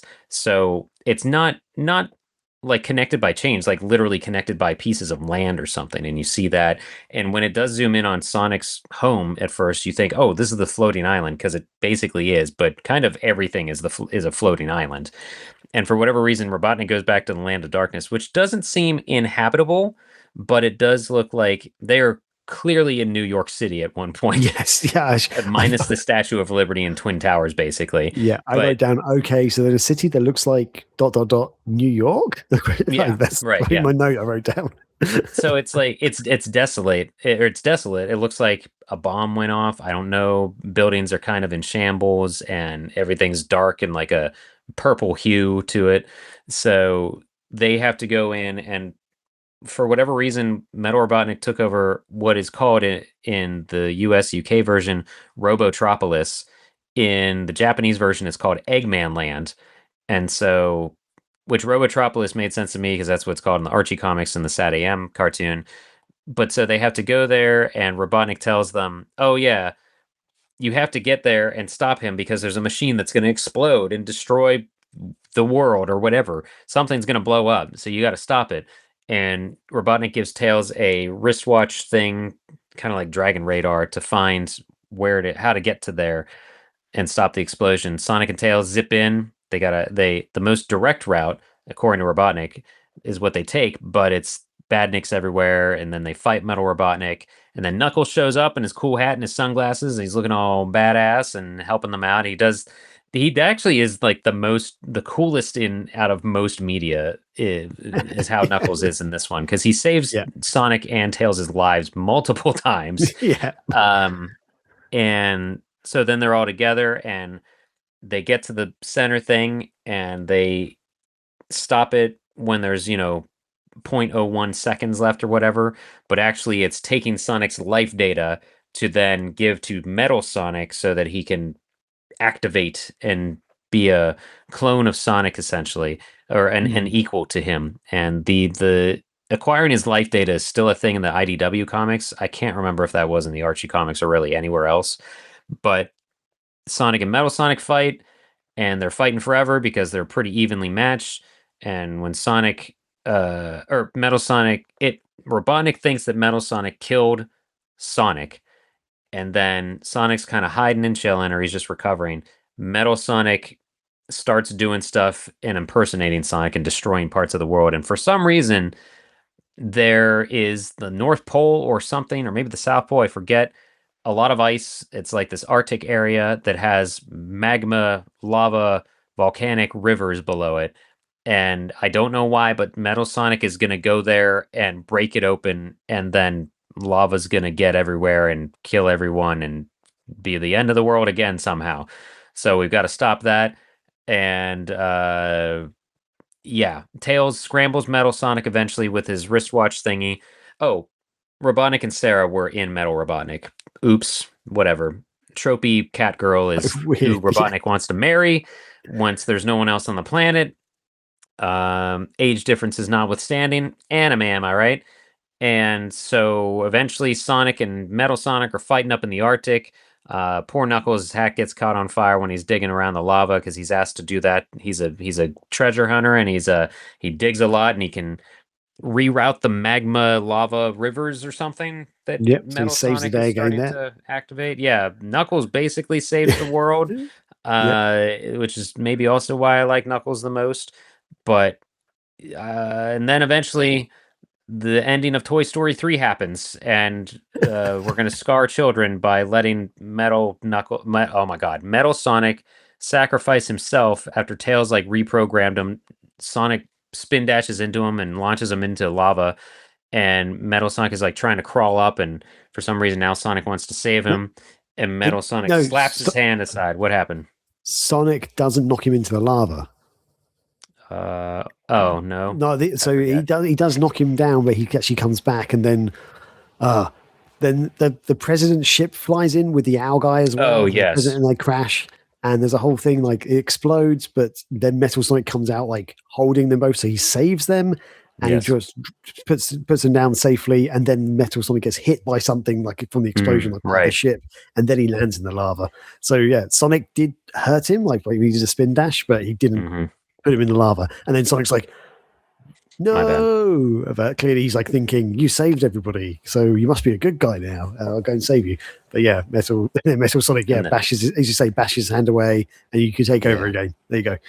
The Metal Sonic says there can only be one Sonic, and then he gets covered by lava because Knuckles stops Sonic from jumping into the lava to save him. Yeah. And then we all laugh about Knuckles punching Sonic in the face, and everything's fine. Yep. It's all good fun. So go ahead with your timestamps, though. We've laid it all out. It's basically the end of Terminator 2. Let's put it that way. It's the end of a lot of things. Yeah. Okay. What can I say? I've got a note down saying I genuinely felt like I was taking crazy pills watching this. Oh, I don't know. It moves pretty fast. Is that what you mean? And no pun or anything with Sonic intended, but it's more. None of the scenes like things are happening in the scenes. Maybe I'm of an age, or I just don't get anime that well. Maybe this is why I've never really been into anime that well. Oh, brother, here we go, folks. Those Japanimations, I just don't get it. The dialogue in some of the scenes just doesn't make sense to me, like to what's happening on the screen or what one of the characters is doing. Then another character will react in a way and say something which I think no one speaks like this. Like, this is not a normal way to talk. So I think you don't when someone says something and it's like a bad joke or something else, you don't fall to the ground. You don't collapse in place. Is that what you're telling me? It's even worse than that, because I can kind of understand that humor of like something like that happening, like a bad joke, and then it goes and they fall on the ground, or womp womp. I don't know. I basically actually wrote down a mini timeline. Well, not saying a mini timeline, it's actually a long timeline of the key moments in this that I just a thought came out and stuff. So I was just like, oh my God. Yeah, you've got a transcript here. How long did it take you to watch this movie? I mean, it's like less than 1 hour, and it's like the movie's less than 1 hour. It probably took me 2 hours to watch it. Man. No, I watched it through without taking notes, and then I rewatched it taking notes. So I did. So you watched the English version twice. Yes, basically. Okay, gotcha. That makes sense. Yeah, I just thought I don't know if the Japanese dialogue is different, like the subtitles are different or something. Not vastly. Okay, yeah. I think the turtle was the best character. I'm just going to say that. Okay, well, it's not just a turtle. He's a missile. The exploding. He's a weaponized amphibian, or whatever turtles are. It does feel very much of its time as well. That's another thing I've put in. I've also got I got another note towards the bottom, which I might say later on towards the end. But yeah, like I just okay. I mean, you for example, just go through them. You're talking like you want to, but not want to go through the whole thing. So I take no offense if you insult this, because believe me, I got tired of defending anime in my teens. So I'm well beyond that part. Yeah. And I know, and I will say, I do understand where you're coming from, because I will say when I started getting into anime, for what it's worth, I was a lot more religious back then in like high school and sort of my early college years. And I just got lazy. That's the short version of why I'm not as much anymore. I'm more agnostic now. I say all of that because with anime, Japanese culture is infused in everything, and then it's localized for every other country, and things make even less sense, way less sense. But when I was watching anime growing up, I just like sat there and was like, I'll just accept this for what it is. They worship this, or like these, whatever. It seems like everybody's horny, and let's just enjoy the show, Okay, fair enough. So, but that's why I say, like, nothing makes sense if you're starting to watch anime, Yeah, I have watched some anime since, and I like it. But yeah, I feel like this is of its time, and it makes so. I'll go through some of my notes here. I won't go through the whole timeline thing I've got.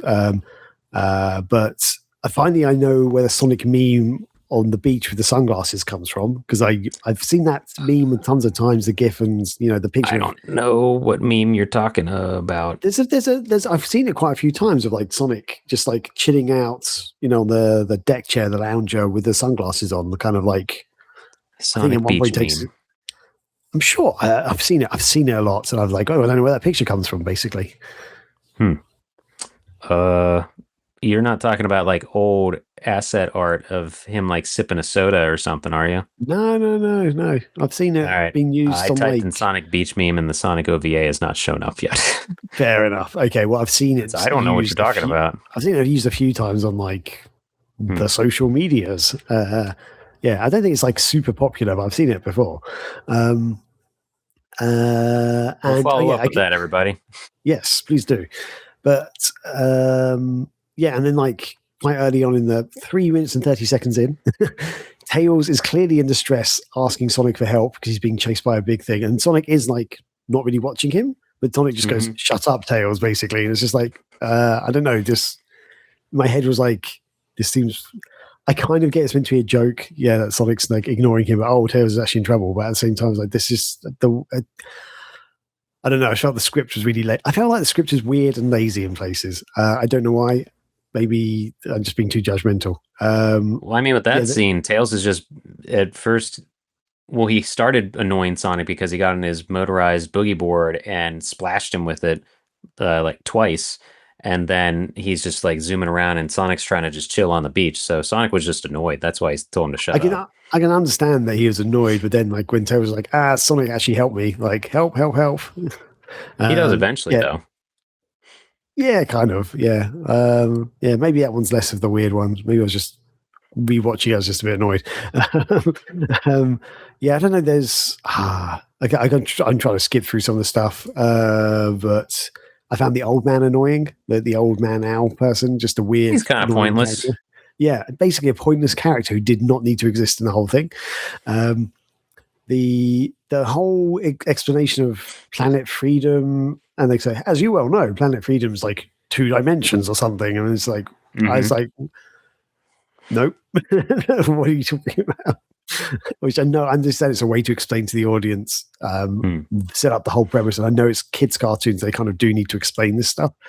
Sure. Yeah, and Sarah. What is she?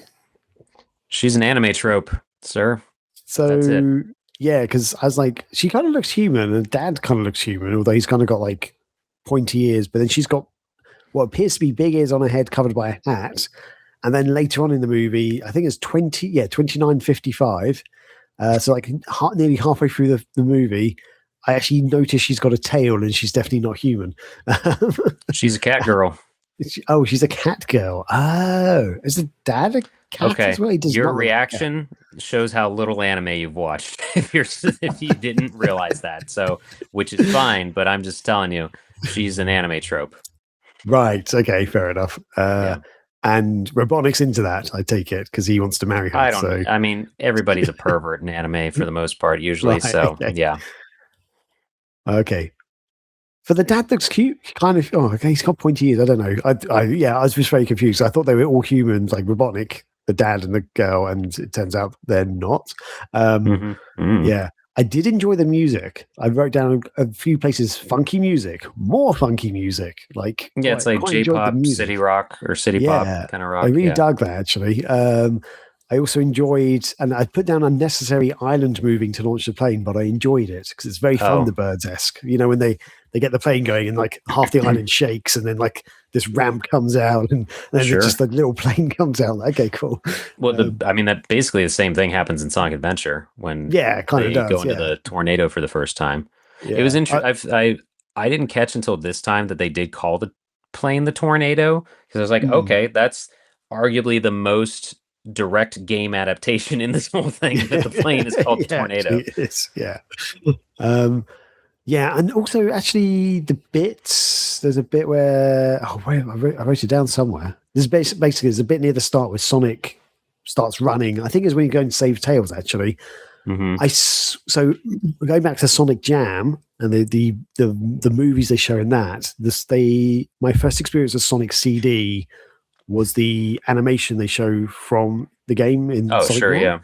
Yep. And a lot of the frames of Sonic running and stuff, and some of his movements and animations, I swear they are directly from the Sonic CD animation stuff, but with a different background. Probably. Yeah. There are similarities. There's a lot of similarities. Seemed very similar. I was like watching it. I feel like I've seen this before, but it looks different. So I haven't double checked. I could be wrong, but very, very similar. So, but that was cool. I actually quite like that. I was like, oh, that really reminds me of that. Like that pose there, that screenshot there.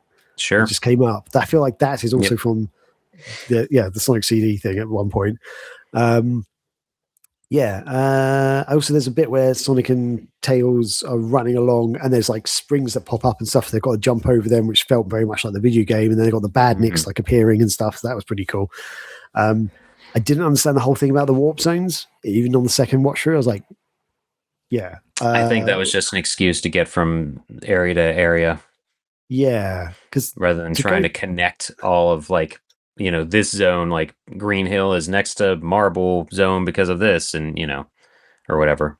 Yeah, it just seemed weird to me. Say we're flying along, and then there's almost like a not exactly a tornado thing, but a thing they flew into to get to the Dark World or Dark Realm, whatever it's called. Land of Darkness. Land of Darkness. And then as they're running along, they then go through a warp zone to get to the place. They don't do anything to explain that. I got the whole relationship between Sarah and Robotnik and Sonic was just weird to me. That's another anime thing I just don't really get. Sonic's at least a teenager, which I assume she is too. Yeah. But yeah, it's a bit weird. At one point I felt like she was in on it with Robotnik, the way she was acting around him, like being quite casual with him and stuff. And I was like, oh, is she actually in on this? Like, my part of it, I was like, is there like some sort of twist? Nope. She's still a hostage, just very annoying. And yeah, like she's ordering Robotnik around to do stuff. He's like, yes, of course. I'm like, okay, she working with him? That was going on. But yeah, no, this is an anime trope, sir. Yeah, so Robotnik fancied her, wanted to marry her after everyone's dead. That was the other thing. It's like, because Metal Sonic was going to destroy the world and kill everybody, but they'll still be alive. And like, what? Okay, yes, fine. Yep, good. To have Robotnik babies. Yep. Which I thought was funny. Oh, there's a bit when Metal Robotnik appears for the first time. He kind of like vanishes and reappears again and vanishes. And I'm like, Metal Robotnik is a good ghost. That's what I wrote down. Like as my note, I was like, what? And also, there's like one bit of dialogue that annoyed me as well. I'm maybe just in a bad mood this week. I don't know. It's like basically Sonic and Tails first meet Metal Robotnik in the city, and like Metal Robotnik basically just has got big guns and starts firing at them. They're like running away because they're super fast, obviously. And then they're like, okay, we need to go and find this generator or whatever they need to do. Yeah, no time for this idiot. To do. No time for this. And then they start to go away, but Metal Robotnik goes, raw, and like bursts out of this cape that he's wearing. He's got these big wings and starts to fly after them. And Sonic goes, I didn't know that thing could fly. And I was like, you've literally just met it 30 seconds ago. Of course you wouldn't know it could fly. Like stuff like that annoys me. I don't know why. And one thing I thought was genuinely quite a clever idea was when like Metal Robotnik basically manages to corner Sonic and Tails at the edge of like a bridge that he'd blown up or the edge of a cliff or whatever. I think it was a bridge, wasn't it? And he's like basically mentions the fact that they're not out of danger because he knows they can't swim, and basically causes them to fall into the river below. And then Tails and Sonic are holding onto like a bar or something out of sight, and they're pretending to have drowned. So you hear the voices of them like drowning and stuff.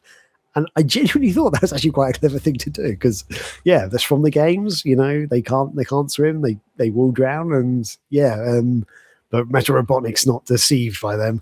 But that was pretty cool. And when Tails came into the picture, apparently he can fly like Superman now. Like what? Like I know Tails. Which part? What do you mean? So when he first rescues Tails is like stuck to a fence. You said Tails. You mean Knuckles? Oh, sorry. No, I meant Knuckles. Apologies. Okay. Knuckles can like fly like Superman now. Apparently. Gotcha. That's just an anime thing. It's just okay. It's just very strange. He can glide, so they took liberties with it and let him fly. I mean, I'm surprised you didn't mention in the very beginning with the beach scene how Sonic is like running sideways and then he jumps up onto a thing and then like jumps, but he's basically like flying and then starts running horizontally and stuff. So at the very beginning, it was in the trailer we watched too. He like jumps up. I feel like Sonic in other things is he runs so fast that he's able to break those sort of physics all the time. So like he always seems to jump really high in the air, then turn into a spin dash, and then fly off into the distance like through midair. So you just suspend your disbelief with that, but not with Knuckles flying. I mean, I don't like it, but I feel that the way they had Knuckles sort of flying was very much like Superman, like rather than like how Knuckles would normally glide, like with his arms out and stuff in the games and stuff. There he is. But he was he's literally just like in the air. Come on, guys! I got my knapsack. Let's go. Yeah, Adventure time.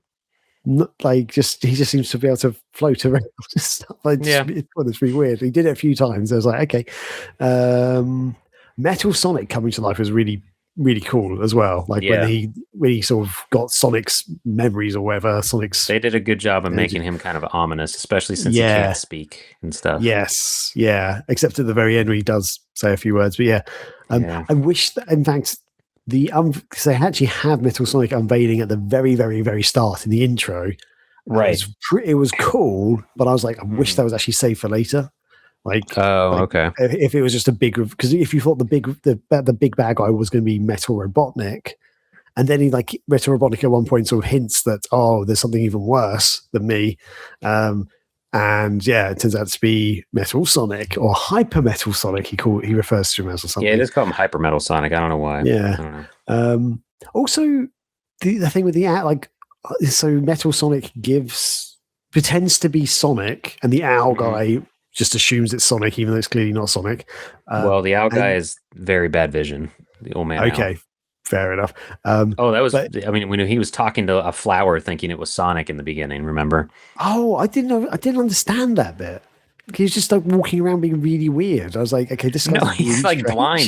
He's basically blind. Like that scene right there. He's talking to a flower that's the same shape as Sonic, and then he jets over to another flower. My brain did not understand. Yeah, I thought he was. And when he was about to crash his jet airplane thing, he like adjusts his glasses, and you can see that he's very hard of sight. Okay, true. Mm-hmm. Yeah, my brain did not trigger that.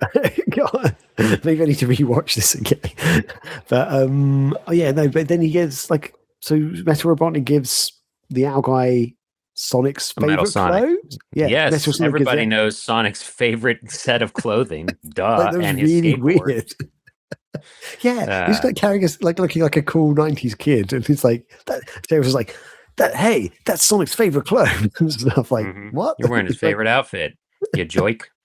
Yeah, that's become an ongoing joke in the community. So yeah. We all know Sonic prefers to be naked. Mm-hmm. Yeah, and just after that, I've got a note saying, so Robotnik wants to marry Sarah, ... question mark. Also, is she in on the plan or something? Because this is around the time it was like she seems to be very friendly with him, even though she doesn't want to marry him. And yeah, that's okay. Anyway. No, it's just she's a brat, and she's the one attractive female character in this, so everybody has some sort of attraction to her. She's the damsel in distress, sort of, even though she has hammer space and hits Robotnik all the time, and he has her as a hostage supposedly, but they're playing video games, and it's not as serious and stuff like that. So it's very much just an anime tropes left and right. Yeah, I know that's for kids as well, so I guess they can't have anything too sinister. But it's just maybe I'm thinking too much into it, because I was like, oh, is she in on it? And I've got a note saying somehow Sonic survived. And I really did a genuine, like one of those reviewers said, I genuinely enjoyed the fights between Sonic and Metal Sonic, even though a lot of it was just like lines jumping around and stuff, but to show that they're going fast. But it was really cool. The way they did it was actually really good. And then at 45 minutes and 26 seconds, Knuckles saves the day. Is he the real hero? He keeps saving them, because he at that point he digs into the ground to basically let the magma or lava out in different ways so it doesn't blow up the planet, basically. So because Sarah kisses him on the cheek. Sarah woos him. Will you do it for me? Because at first he's like, I don't really want to go down there, and she's like, will you do it for me? And kisses him. He's like, yes, okay. Woo. Yeah. And then why did the president randomly come and crash? And then Metal Sonic saves the president and the old man. Is he the hero? That's what I wrote down. And then the kind of heartbreaking end for Metal Sonic, and then the best character returns, which is the turtle guy, and then a very weird ending. So the turtle that Graham keeps mentioning, the kind of the Eggmobile sort of vehicle that Robotnik and Sarah are flying around in. When they get up to the polar ice caps or whatever, and Sonic is fighting Metal Sonic, and then Tails flies in with Knuckles using the tornado, hits Metal Sonic with the tornado, and Robotnik sees that happening. He's like, no, I've got you in my sights now, Tails. And he arms 2 missiles, fires them in like a cutesy anime way. One of the missiles is a rabbit, which is a enemy. It is a badnik in the games. I don't remember its name or whatever, but there's 2 missiles. One of them's a rabbit. It's a tortoise in the hair. So rabbit missile and then the turtle missile, and I do not remember being a rabbit swimming in the air slowly. I don't know. I'm not worried about that right now. But the turtle missile. He says it's a design flaw or something like that. So it's Yeah. like slowly a missile just Yeah, that was pretty funny actually. I did actually hurtles quite out like of that. The everything. towards the hair thing, yeah, that's pretty cool. But yeah, Mhm. then the turtle comes back later, which is yeah, and ruins Robotnik's plans. Curse that Yeah, thing. So because at he's the the end, hero. right, who is really the hero? Basically, everyone other than Sonic.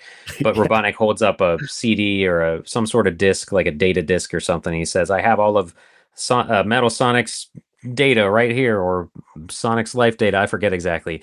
yeah. But and then slowly, everybody notices it except for Robotnik. The little turtle missile is flying in, or like kind of fluttering in, and then hits Robotnik or catches the CD Yeah, out of grabs Robotnik's the hand and then CD. blows up, and that's it.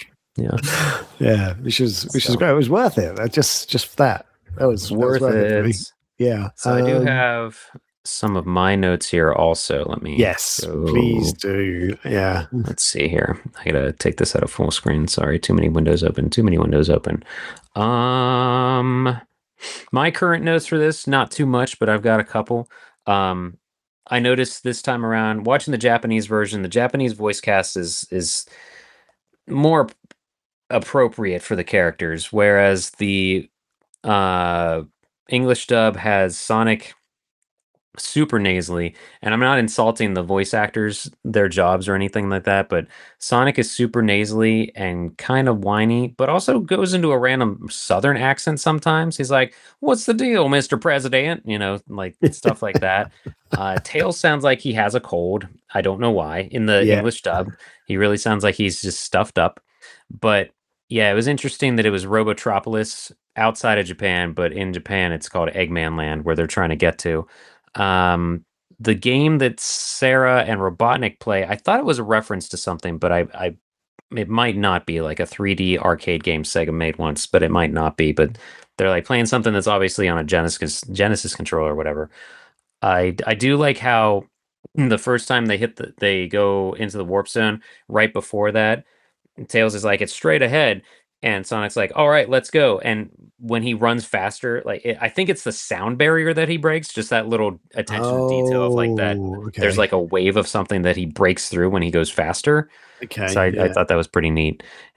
Um, one part I also enjoy, it's not in the Japanese version. So when Sonic, Tails, and Knuckles get to the center of Robotropolis, and then Sonic gives up his life data, or they don't realize that, but that's what happens. They're all sitting there, and it's like black darkness, and Robotnik just starts maniacally laughing. In the Japanese version, he just laughs three times. In the English dub, he laughs twice, and then he's like ha ha ha ha ha, but then he goes and another thing, ha ha ha ha, and like continues laughing. I thought that was funny because that was Yeah, dumb. that's actually quite funny. Yeah.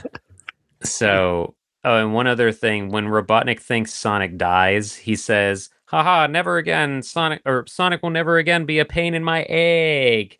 Like he almost says ass, but That's he quite funny, doesn't. actually. Yeah, It's the one quite time clever. he's referred to it as an egg. And also overall, just a style choice. I love when Robotnik is basically a perfect circle. Like that's his body shape. Yeah.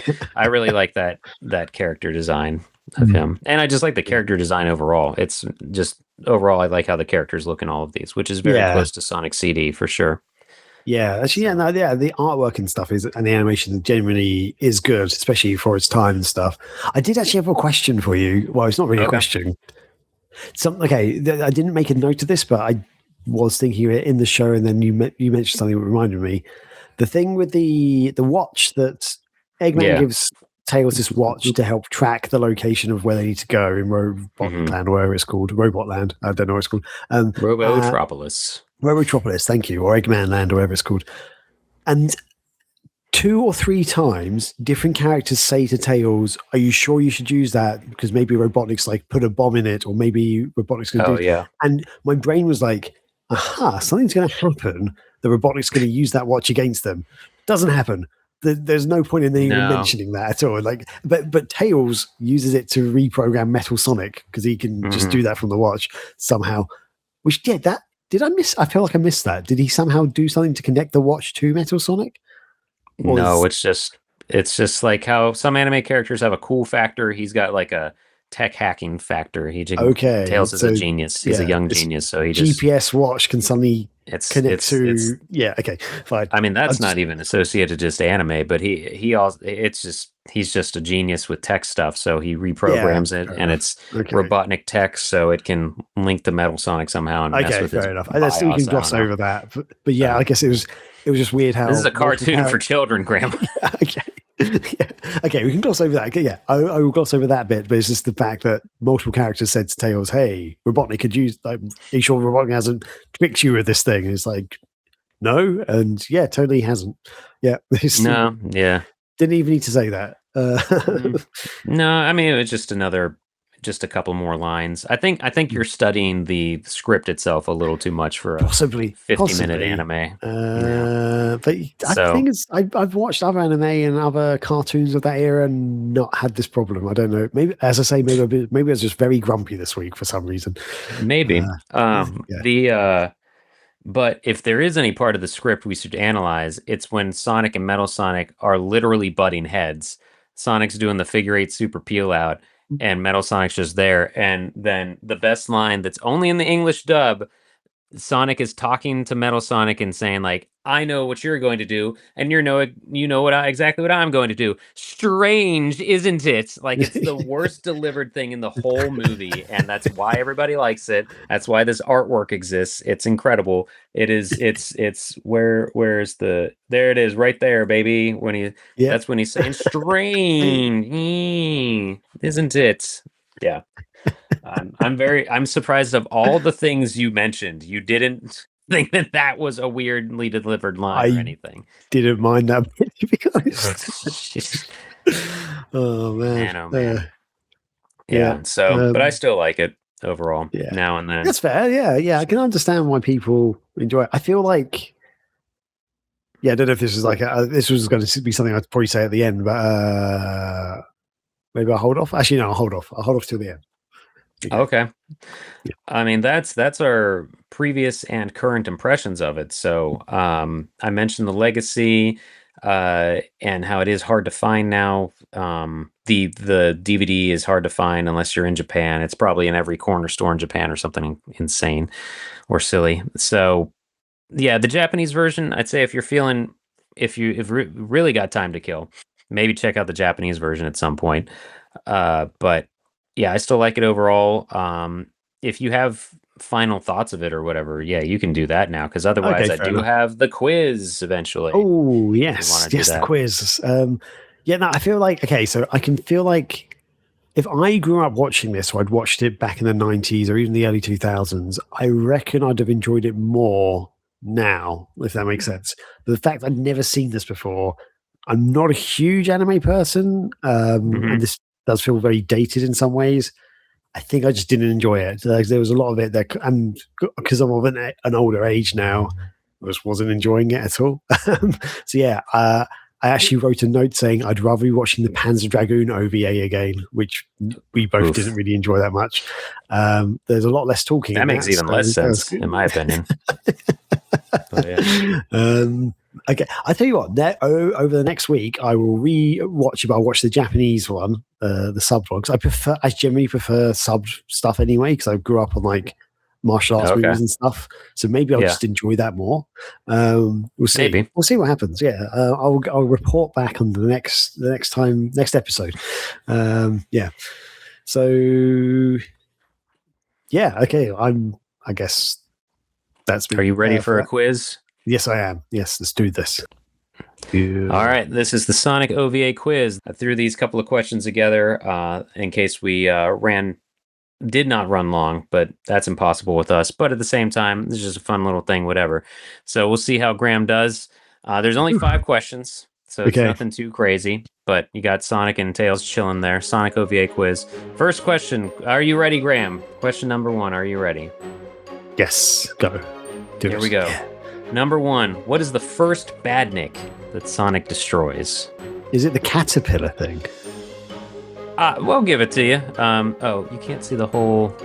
Do I need to change the cropping or something? I can do that. Oh, there we go. That works. Yeah, there we go.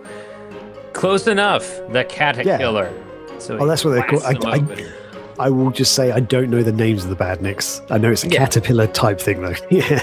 You knew it though. Yeah, you knew it. So that's cool. Yeah. All right, we got your 1 for 5.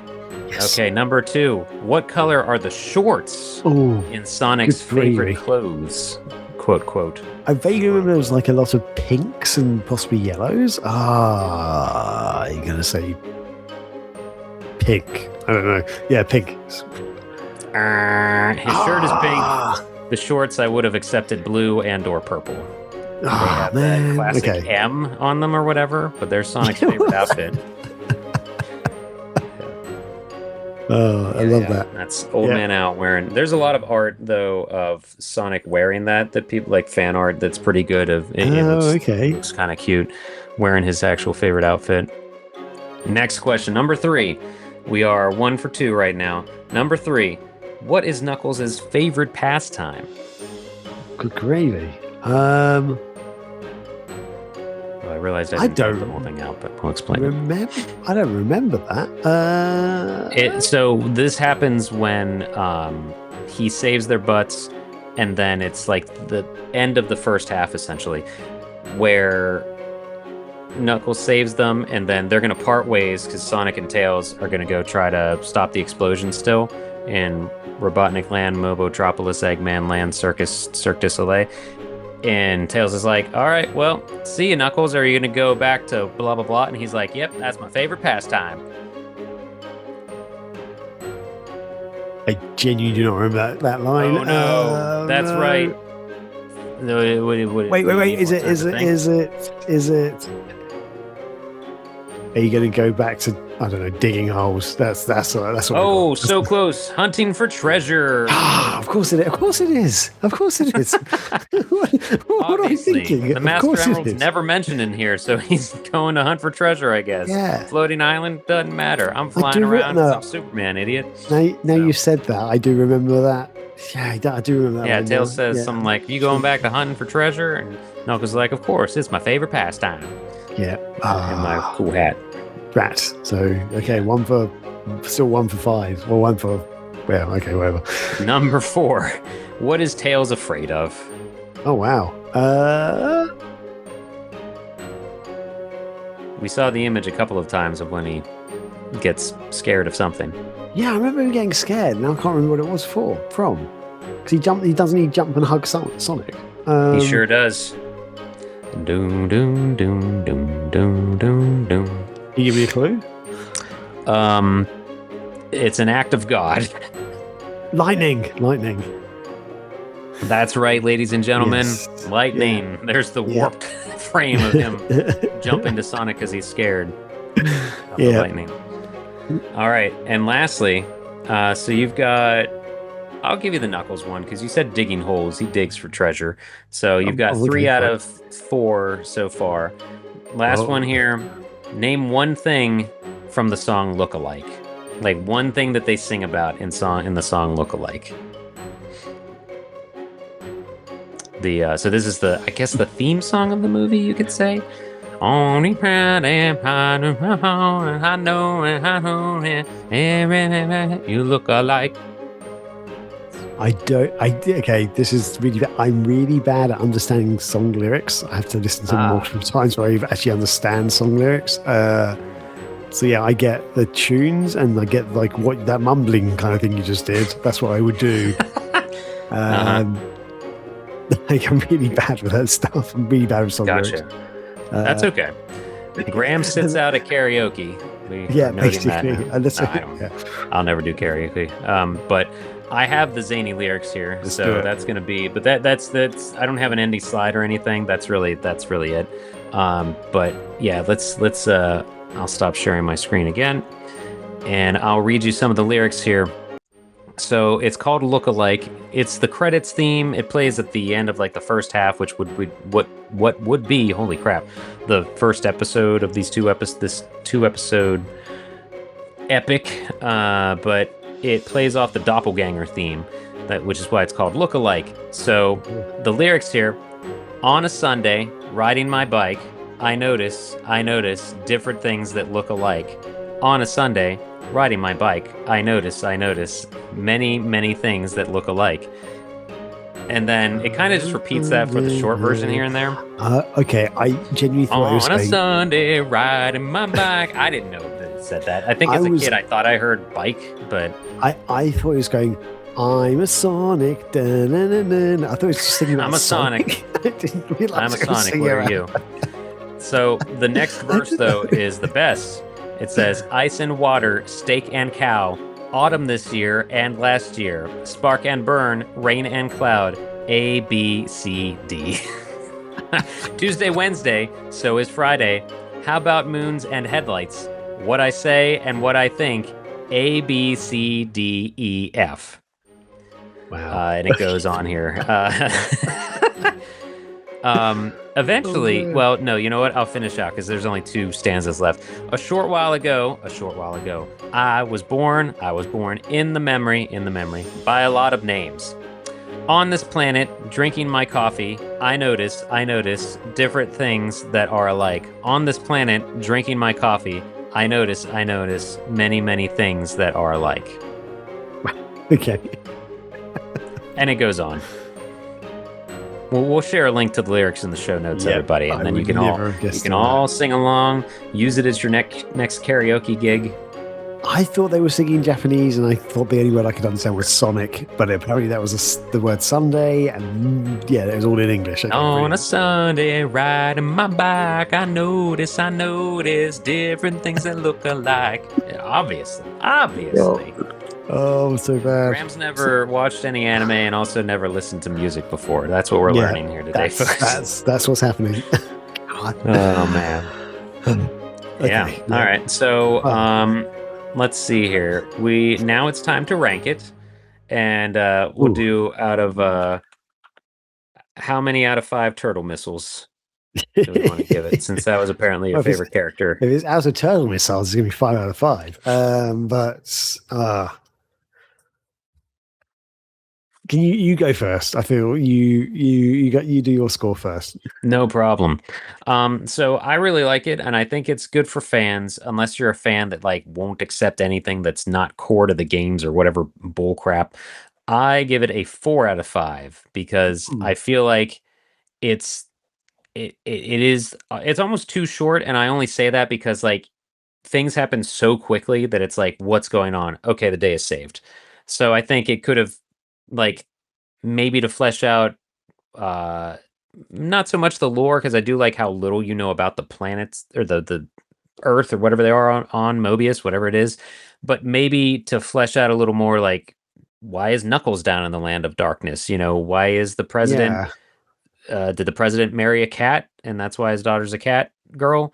Why is Robotnik I don't know. What other plans has he tried? I think this goes on a lot of assumptions, so that's why I say it's a 4 out of 5, because it's not a perfect anime in my eyes, because it's not I don't know that anyone can hop in and enjoy this if you're just a Sonic fan, aside from enjoying like the animation and the music, but I'm sure there's videos out there now, like video essays of like, the Sonic OVA is actually good.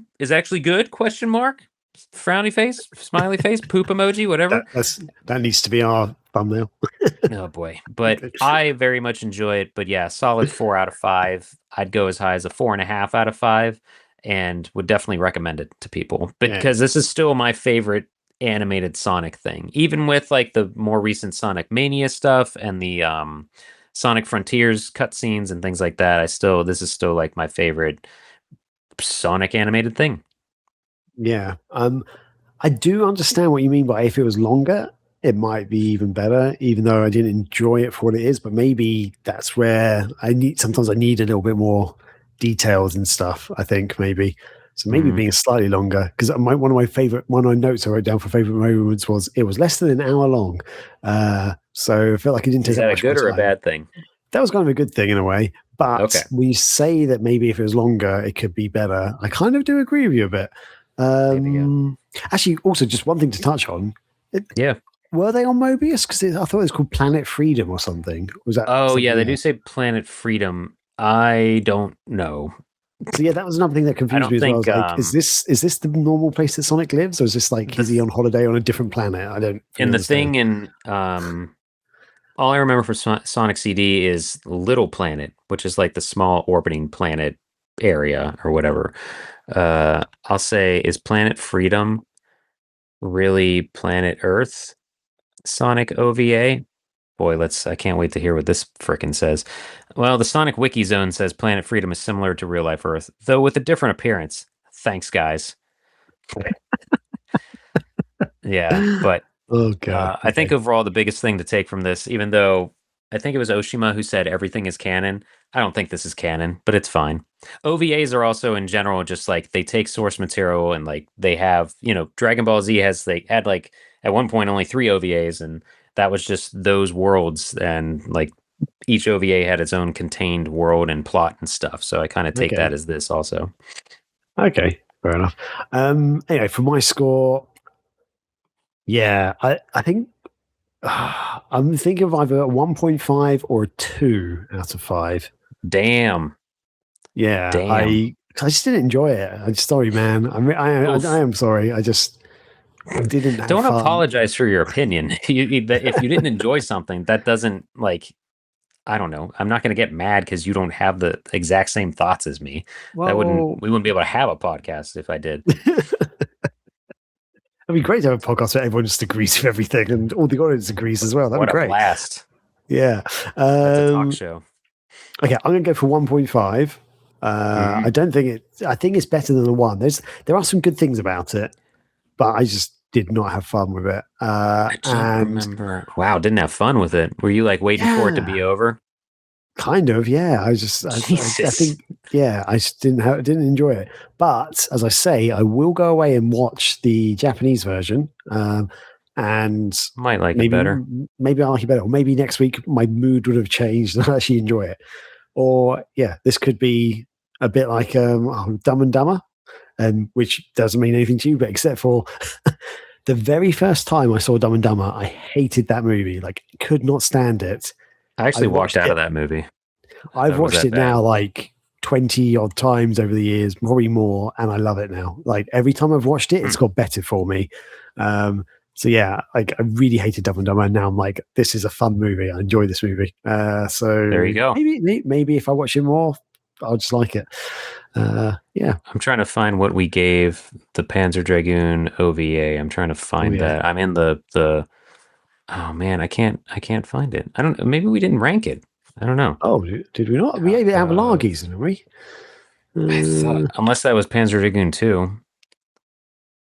did we do it? Oh, maybe it was. Did we not Yeah, rank we might not it? have actually ranked. We might not have Oh. started ranking things yet. That was episode 8 Oh, of all of this. Yeah, I don't see a ranking. So, that's a shame.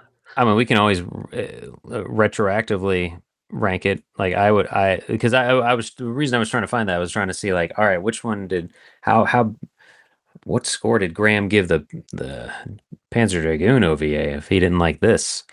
Um, so yeah, it didn't. I couldn't find it. Do you want me to share the outline with you? I've got it. It's fine. I've got it open. Okay, Yeah. Yeah, I guess. I guess we didn't I, rank it then. no, I guess we didn't. I'd give that a 2 or a 2.5. Yeah, I uh, guess. Yeah, that one was shorter, but like that definitely needed more length. I yeah, that definitely, yeah. My like gut, I was gonna say gut reaction, but it's not that. Gut memory. I don't know.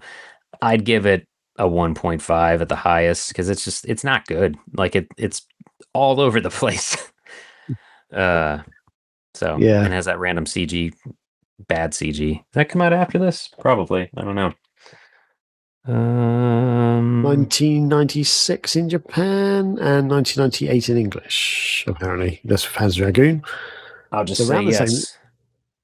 Oh, no. Yeah, no, they're around the same time then, because that Oh was wait, 1996 as before well. I'm a dummy. Yeah, Panzer Yeah. Dragoon OVA. This is important stuff, everybody. Mm. Um, yeah, it just has a year. Oh, release date December 21st, 1996 in Japan, supposedly Oh, so later. November 11th, 1998 in the US. Sure. Cool. Sweet. There you go. All right. Well, we retroactively graded it then. I Cool. think that's okay to do. It's our podcast, whatever. Word. Scotty ranking, what did I say? 1.5 out of 5. And Graham ranking, what did you say? I'll give it a 2. Yeah. 2 out of 5. Good enough. Mm-hmm. I would definitely watch the Sonic OVA over that. And That's that's why fair I like enough. Knuckles with his dumb hat all over the place with his Yeah. wearing his Ah, hat. There's artwork speaking over of there I can't grab right now. speaking of Knuckles' hat, Yes. I don't know if this is like some sort of urban legend. I couldn't find it online, but I remember Mm. hearing or reading in a magazine something about Knuckles not really having his hat in anything other than some of the cartoons and stuff. Because just like a couple of years before this, Sonic Triple Trouble released on the Game Gear, which has Fang in it, who also has a Mhm. hat. And I think there was concern from Sega or something of Knuckles having the hat in games and other media because Fang in the games has a hat and they look quite similar, if that makes sense. And kids I, are dumb. I don't know if that's true, but at the same time, I could see that being a thing. They don't want to get the two characters too confused. One's Maybe. I slightly don't purple, one's reddish, and they both wear hats. That could be too confusing. Um, you know, Yeah. because they are I mean, kind of it both seems cowboy hats as well. It's not like one's a baseball cap and the other one's a cowboy hat. They're both kind of cowboy adventurer type hats. So yeah, I don't yeah, know. Yeah, I don't even know what to call Knuckles' hat. It's like too much on I will admit to that. I like it, but it is too much for him because he already is different enough because he's got dreads, he's got his big fists, he's got different colored shoes, and he is just a different color than Sonic and Tails. Like each of those characters, they look different enough on their own. They didn't need to give him yeah, headwear, or additional headwear. Knack is like it's kind of a safari thing, but I was looking up here. Triple Trouble came out in '94. yeah. I've never heard that. What you just said might be an urban legend, but I could totally see it. Just let's keep it simple for the kids and don't want too many hats. Even though he's a giant different color than the purple guy we're announcing. You know, Yeah. what do I Well, know? well, there we go. So yeah, that's the Sonic OVA. And if you've Yes. made it this far, tell us what your favorite part is. Tell us if you have a favorite quote. Does the song make more sense now to you? And yeah, what is your favorite quote and why is it strange, isn't it? Something. Yeah. Let us know in the comments below, everybody. Yes, please do. Yeah, and it's yeah. Who do you agree with the most? Is it me or is it Scotty? Probably Scotty because I think a lot of people do enjoy this. But yeah, let us know if you've seen it There's my before Knuckles or hat. this is your first time watching it. We'd love to know. And Scotty's got a fun. What the hell's that on it? It's What's Big the on your Cat. hat? I've showed you this Oh, before. that's Big the Cat. Oh, it's a side view of Big the Cat saying "Gone fishing" with his fishing line. I like that. That's a really cool hat, actually. Yeah. Treasure My hunting. our little podcast mascot, my Big the Cat thing, is downstairs. My son took it downstairs because he loves it. Oh, He sees it. perfect. He knows it as Big the Cat. He goes, Big the Cat. Oh, wow. Yeah, That's cute. he'll take it and just take it downstairs. Like, okay, great, great kid playing with it. It's his That's now. fine. Yeah, it's his. He can have it. Fine. Oh, and I guess we should say I am taking a break from the podcast, everybody. Meant to it doesn't really I don't think it makes a difference when we announce this. There's like one hair. Okay, I got it. I am taking a break because I need to focus on my accursed job search because I will not have a job soon. So yeah, it's unfortunate, but hunting for a job is a full-time job. And due to that, I've got to just step back from the podcast and focus on yeah, getting another job. yeah. That's right. But yeah, so with regards to next episodes, I am personally planning to still go ahead with some content. I may get in some guest hosts and stuff. We'll see how it goes, or maybe put out some different sort of solo stuff like other videos that I've kind of got something that I've been planning to do, just never had the time. Yeah. So maybe I can find the time to do that. So yeah, there will still be content coming out from the Sega Spirit Show in some shape or form. Not entirely sure what it is yet, but yeah. Well, yeah. It'll still be happening. We're not Yeah. giving up. It's not quitting or stopping or Yeah. hiatus or anything like that. And yeah, so when Scotty gets another job or gets tired of trying to apply for jobs, It sucks. yeah. Hey, if you haven't always noticed, the welcome back. U.S. is in shambles, everybody. So, Just think most of the world is in shambles now. But yeah, and it's mostly thanks to the U.S. But I will say that it's rough over here. Graham and I talk off outside of the podcast. Believe it or not, Graham and I talk to each other outside of the podcast. No, but I was telling him how we're trying to get side hustles, and he was saying that in his culture, it's weird to have a side hustle. Again, that's how the USA is. So, yeah. yeah, in all seriousness, please, I mean, by all means, send your positive energy my way. Whatever or whomever, whichever gods you believe in, feel free to pray to them. I will accept all support at this point because I'm an adult that might not have a job soon. It's really cool. And hey, if you got any connections, let me know. Don't sound off in the Please do. comments. Just reach out to us on socials another way. Yeah, you can. So. So you can always connect to us. We've got an email as well. So yeah, please do reach out. Or yeah, We do have an email. We don't really mention that much. Yeah, we Know don't. what it is. I think it's the Sega Spirit Show at gmail.com. I will put it in the show notes though. So yeah, if people want to give Scotty a tip, you can either reach out on socials or we'll put the email up there and you can reach out that way. Cool. So yeah, I guess that's it. So yeah, please. Did you still always have fun watching this goofy show, anime? Or were you miserable the whole time, Graham? I had Are some you glad fun. you watched it? Let's ask. I'm glad I watched it. I've always wanted to watch it because people talk about it so much. I'm glad I've seen it. There were moments I did enjoy. Like I mentioned, a few things I was like, "Oh, that's actually pretty cool." I thought that was quite clever. The little bits here and there. Mm-hmm. But overall, I don't enjoy it that much. I should find, I don't know who it is. I don't have my normal windows open. There is someone on Instagram, or it's an artist that puts other Sonic characters in the style of this anime, which is pretty cool, okay. like pretty well done, and also mixes in other anime characters. There's one of like him, Sonic and Shadow, or somebody standing there with Piccolo getting ready to fight. I don't know. I forget the artist. I'll have to, if I can find it, I'll send it to you to add in the show notes. But it looks really cool because I do like the style more than anything of this OVA. Okay. Yeah, that is very good animation and really good style and stuff. So yeah, but yeah, I will keep you informed about when I next watch it and how good it is.